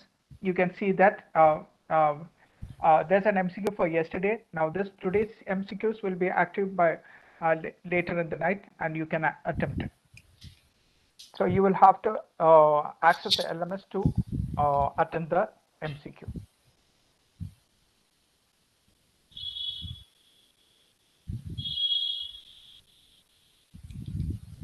There's a question. Could you please share the PPT? Okay, it is Video will be available in the LMS. The yeah, video the video will be recordings. Yeah, recording will be there in the LMS. PEOs would be more or less similar for all the professional courses. Is it not like that? Actually, the POs are the common graduate attributes. For the professional courses, for BTech courses and MBA programs, NBA has already given them this 12 set of POs for them to comply. So they for all these professional courses they'll be having the same set of POs. But the thing is that for the engineering colleges, if they are if they are in the civil trade, then definitely the engineering subject, the discipline knowledge will be related to civil. If it is computer science, it will be related to the computer science, like that. So the structure of the PO for the professional colleges will be more or less alike. And for the arts and science colleges, now as such, there is no standardization is still made, but future there can be some standardization. Sometimes this UGC will, or these at the university level, they will be standardizing this POs and PSOs. So for the autonomous colleges, definitely the colleges could have decisions on what are the POs which has been compatible for these courses that they deliver, as well as their vision and mission and the stakeholders' demand. And on the basis of that, they can consolidate their requirements and fix these POs and PSOs. So they are nothing but what the students at the end of the program should attain. That is, so they are fixing it first, and they're planning entire everything on the basis of that. That is outcome based education. So obviously there can be similarity. Okay, go ahead. Okay, next question is from Dr. Ranjit. When we are using explain and describe while writing LOs, what are the difference between them? Actually, explain and describe. both having a same, that is, they are expressing their conceptual knowledge either in the form of explain and in describe. So technically both of them is having the same level of learning. That is it. So explain, it's only the it is to a greater extent synonym. You are describing something, or you are explaining means you are targeting it to a group. Likewise, so there are a conceptual level that is CO. That is it. Okay, there's another question. Dr. Piyush Bartakul says, I am a faculty in the MCS stream. We have decided to include 4 generic COs in each syllabus. One of L2, understanding, 2 from applying, 1 from analyzing. Is that a correct way of formulating COs? The CEOs should be actually it is not a good practice to initialize CEO like this. We need one from understanding, one from. It is not a good practice to put it like that. You take a topic. There are two ways of writing CEOs. Normally, what I've seen is that you take a module. You take a module, and by teaching the module, what is the maximum possibility that you can take the students in the learning ladder? On the basis of that, you can fix the CEO. If an introductory topic, definitely that topic's main intention is to communicate some conceptual knowledge. So definitely that CEO can be up to that particular level. So don't prefix one at one at understanding level, one at application level. No, it should depend upon the possibility of that particular modules. So the CO could be in most of the colleges which I visited. I've seen that the CO is being formulated on the basis of different modules or different units. Take that unit, you ask the question what the students are capable of doing. After completing that unit, you will be getting an answer. Frame that answer in the form of the CO which I've showcased in the formula.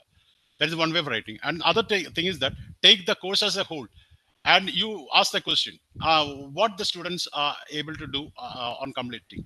So you can have longitudinal COs. So cross-sectional COs and longitudinal COs are the two approaches in which the COs could be written. So we fix longitudinal COs if in cases if all the modules is having the same format. If it is in my topic where I am handling this optimization technique, yeah, the first module will be linear programming. There we have to develop model, and then we have to go with solutions and validations, and then we come with queuing theories. There also develop models, going to solutions and validation. So all the modules is having the same pattern. So it is always better to have a longitudinal way of writing, or else you can have cross-sectional way of writing COs.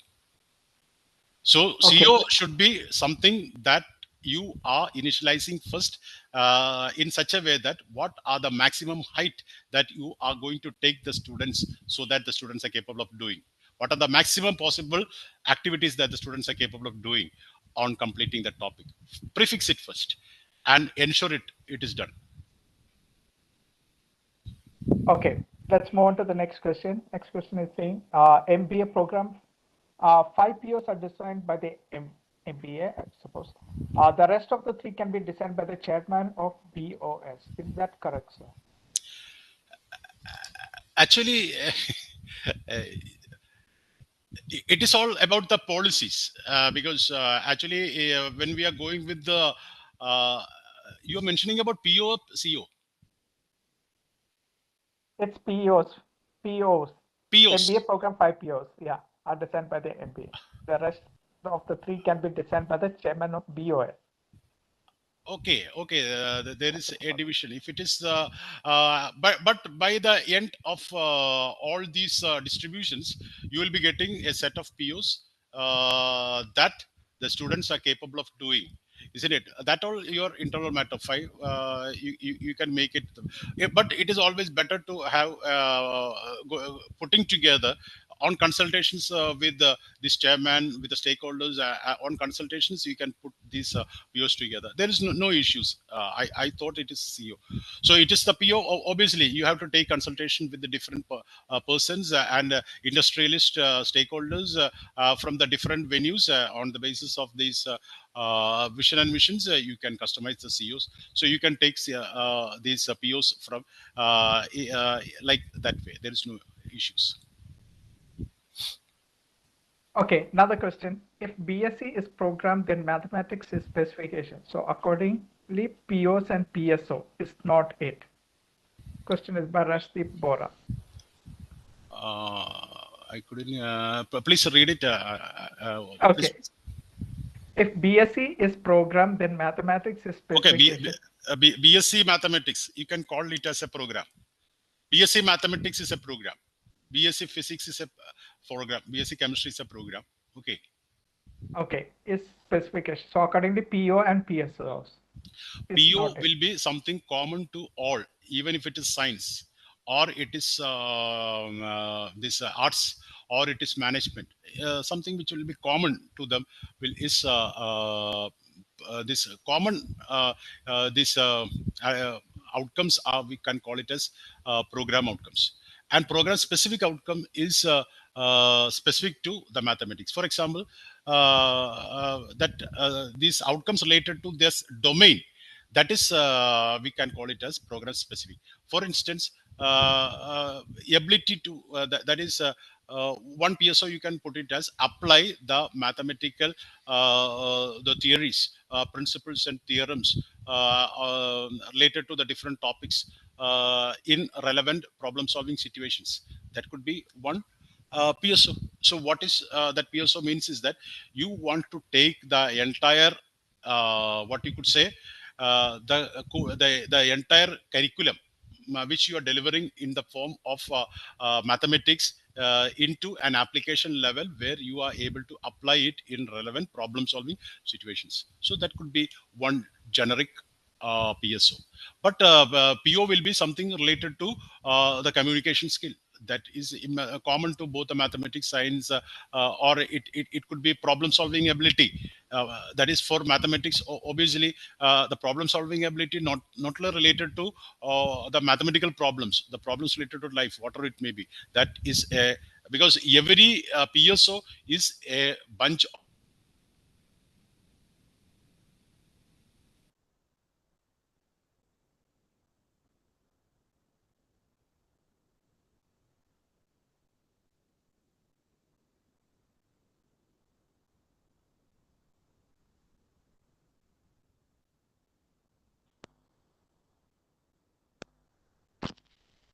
I think Dr. Sunil sir is having some issue with this network.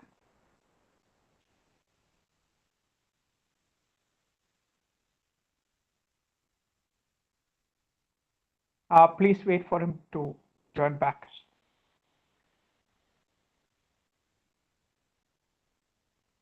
well, incorporating the latest things into our the latest developments in the domain should be brought about into our this curriculum or into that activity.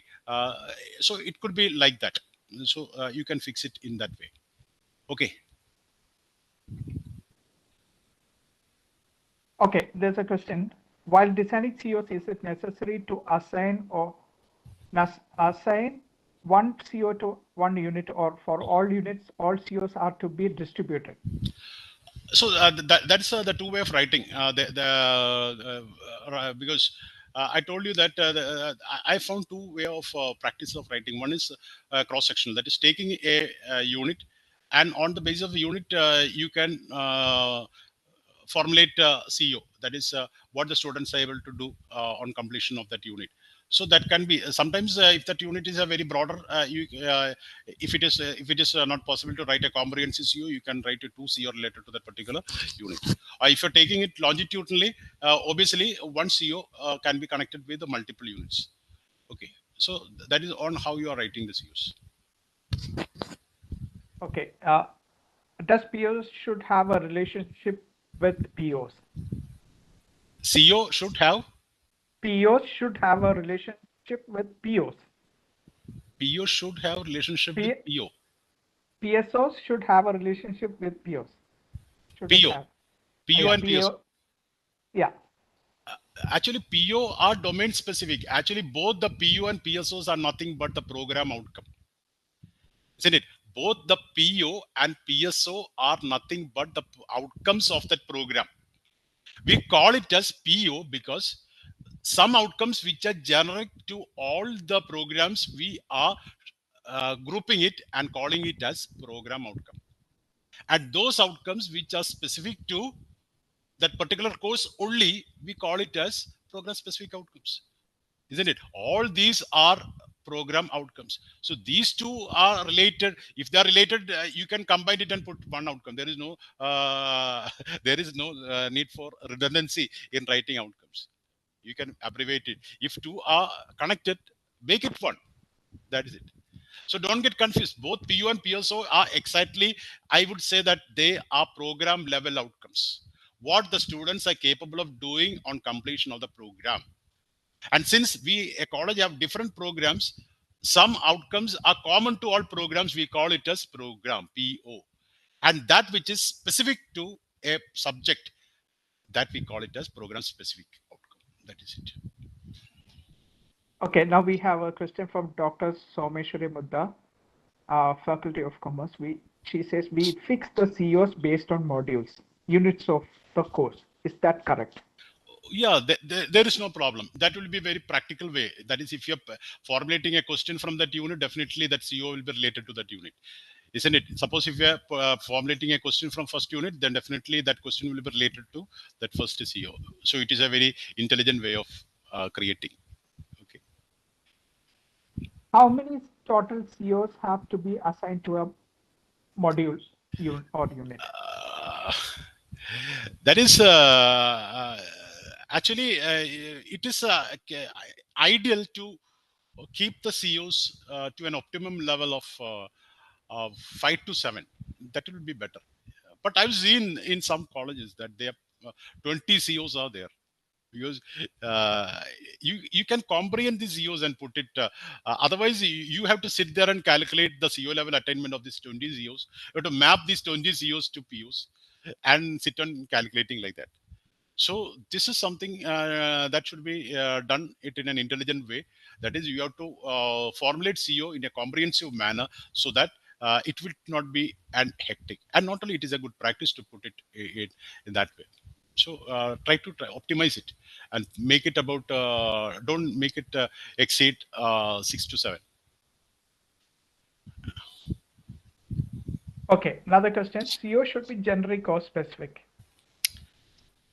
CO should be the generic in the sense it can comprehensively envelop. If it is module wise, it should be covering that module. Suppose if you are taking the module has about 10 concepts that has to be communicated. If you are putting specific COs like that, first concept, second concept, third concept, and putting it like that, that is not fair. That is not an ideal way. So you don't go to that specificity. The CEO should comprehensively envelop that particular module while writing.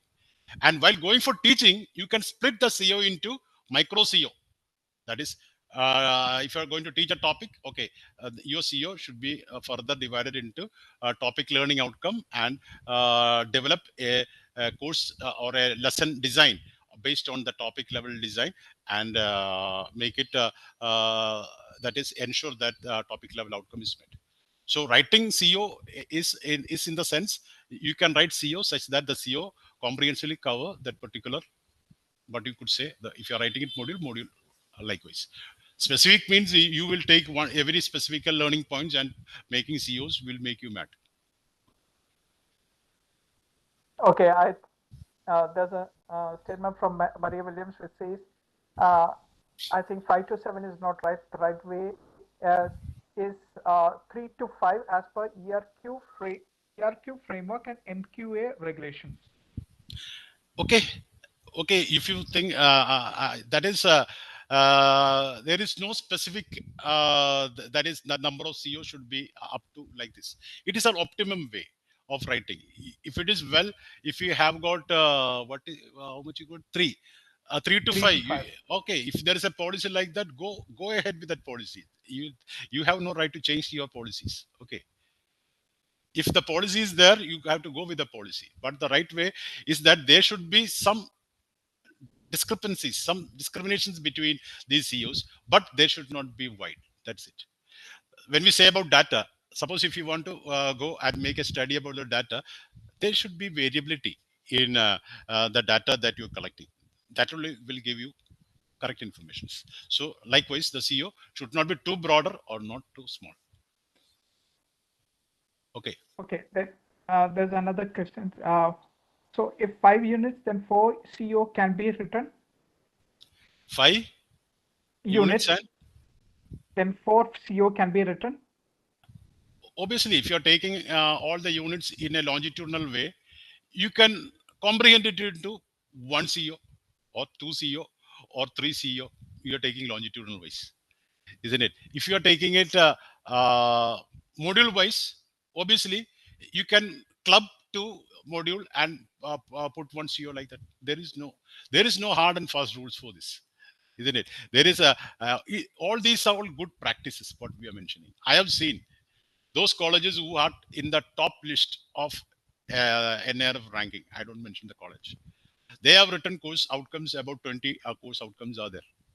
20 out.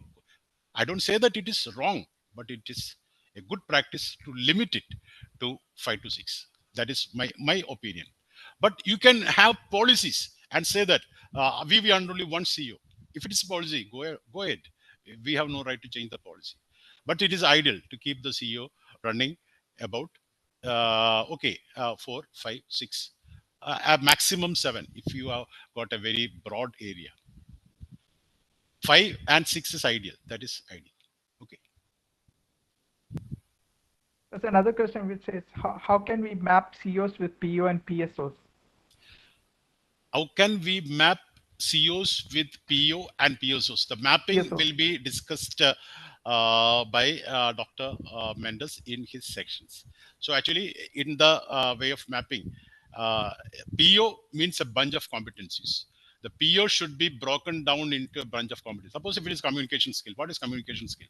Ability to read, write, comprehend, then having that much of vocabularies, then ability to communicate with modern medias. Likewise, you can have a list of competencies.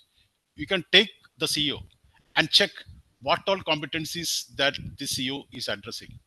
If it is addressing about 40% or more competencies, you can say that it is strongly addressing. If it is between this 25 and this 10, we can say that it is moderately, or below that it is less. So there is that will be discussed in Dr. Mendes sections. I'm not going into it in advance. Yes, please attend the session on Monday. It will be the session that will be covered. Yeah. Monday sections, you will be having clarity, because now if I go and it will take more time. Now, there's a question. What is the difference between PEO and PO? That is what I think I was trying to make it clear for the first 15 minutes. PEO is the program educational objective. That is actually before starting a formulation of a curriculum, you have to ensure what should be the goal of that program. That is, after completing that program, what the students should be capable of actualizing. That is goal, objectives of the program, futuristic, whether to get into a career or for higher education, like that. So that is PEO. And PSO means what are the competencies? What are the competencies that the students should be able to attain by completing? So these competencies are essential for the accomplishment of these educational goals. So for the accomplishment of the educational goals, what are the competencies that we could, that is essential? That is showcased as program outcomes. So program outcomes are the competencies that the students should acquire on completion of that program.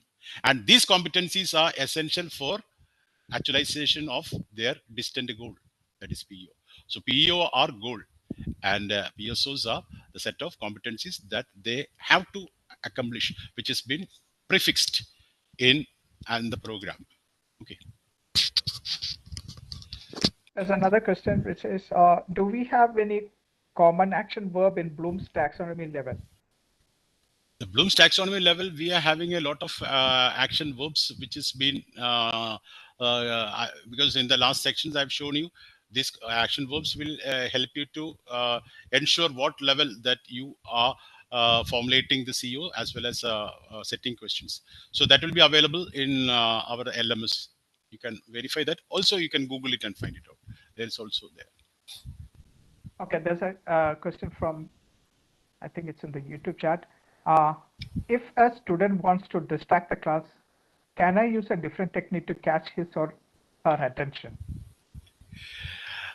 Uh, when a student try to distract a class, can Yeah. you uh, Catch her attention. yeah, Catch it. definitely, because we know that after COVID, the attention span of the students is considerably reduced, and it is said that this attention span is about probably about 10 minutes or 15 minutes less than in that range, and even some studies shows that even less than that. So definitely, that is could be dealt with methodology. Why teachers are bringing about stimulus variations in the class? The classes, the stimulus variations will able to solve these types of issues to a greater extent. That is, if you are going in a same way monotonously, then definitely the attention span, after that attention spans, the students will have some missings. So they will have some gaps, and with that gaps they will not be able to progress. So that is why in outcome based education we are giving activities. So outcome based educations, we are fragmenting it into smaller activities, showcase the intended learning outcome, and then we are ensuring it to be done. So stimulus variations will make them sustain in these activities. Different types of activities could be introduced into the classroom. So that should be there. Okay. Yeah, I can see that the questions have ended. Please note, tomorrow we will have the session on new curriculum framework. Please join it at 7 to join it for the session. And make sure you also access the LMS. And if you have missed any part of this session, you can access it through the LMS. And there are some activities there as well. Please complete them. And also there are MCQs. Please do them as well, because they will be required for you to generate your certificate towards the end. So, okay, so I think there is Yeah. no questions are coming up, and I'm very happy that you have posted a lot of questions.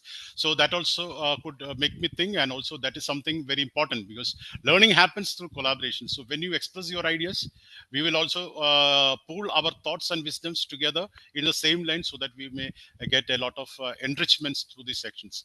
So the sections become more and more effective only when you post questions. So this is something very appreciable. You have to post questions so that the learning becomes very effective. And in the upcoming sections, you have got a lot of excitements. You will be diving it to the this curriculum in accordance with the new educational policy tomorrow, and then a lot of excitements regarding mapping, assessments, techniques, tools, etc. Dr. Mentors.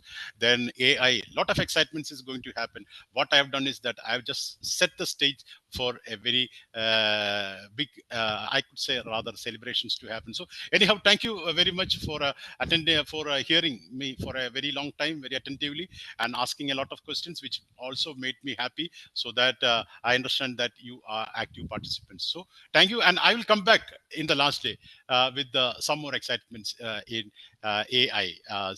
Let's meet then. So until then, bye for now, and have a good night, and do the activities in the LMS and make these sections very fruitful. Okay, thank you. Yeah, a few things. Those who want to access the LMS, you need to make the payment of rupees 500 to the account details that I posted in the chat. If you have already paid the made the payment, then and you don't have received the LMS access, please contact the WhatsApp number that are posted in the chat. Okay, you can call them and check. You need to provide them with the copy of the transaction slip that you have made the payment. Now,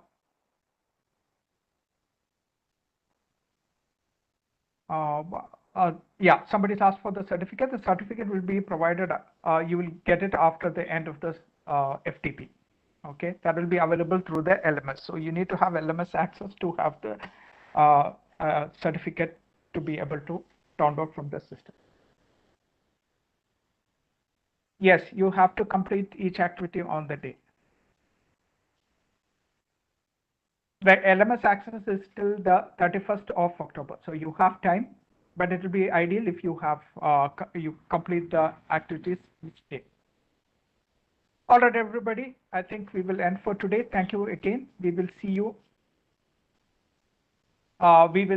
See you tomorrow again at the same time. Yes, I already posted the contact number in the chat. Please use that contact number to contact regarding the LMS.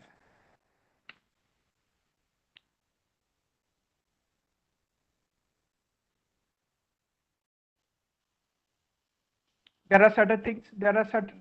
Yes, you need to attend all the activities and the MCQs mentioned there. Yes, all that have to be completed for the certificate to be to receive the certificate.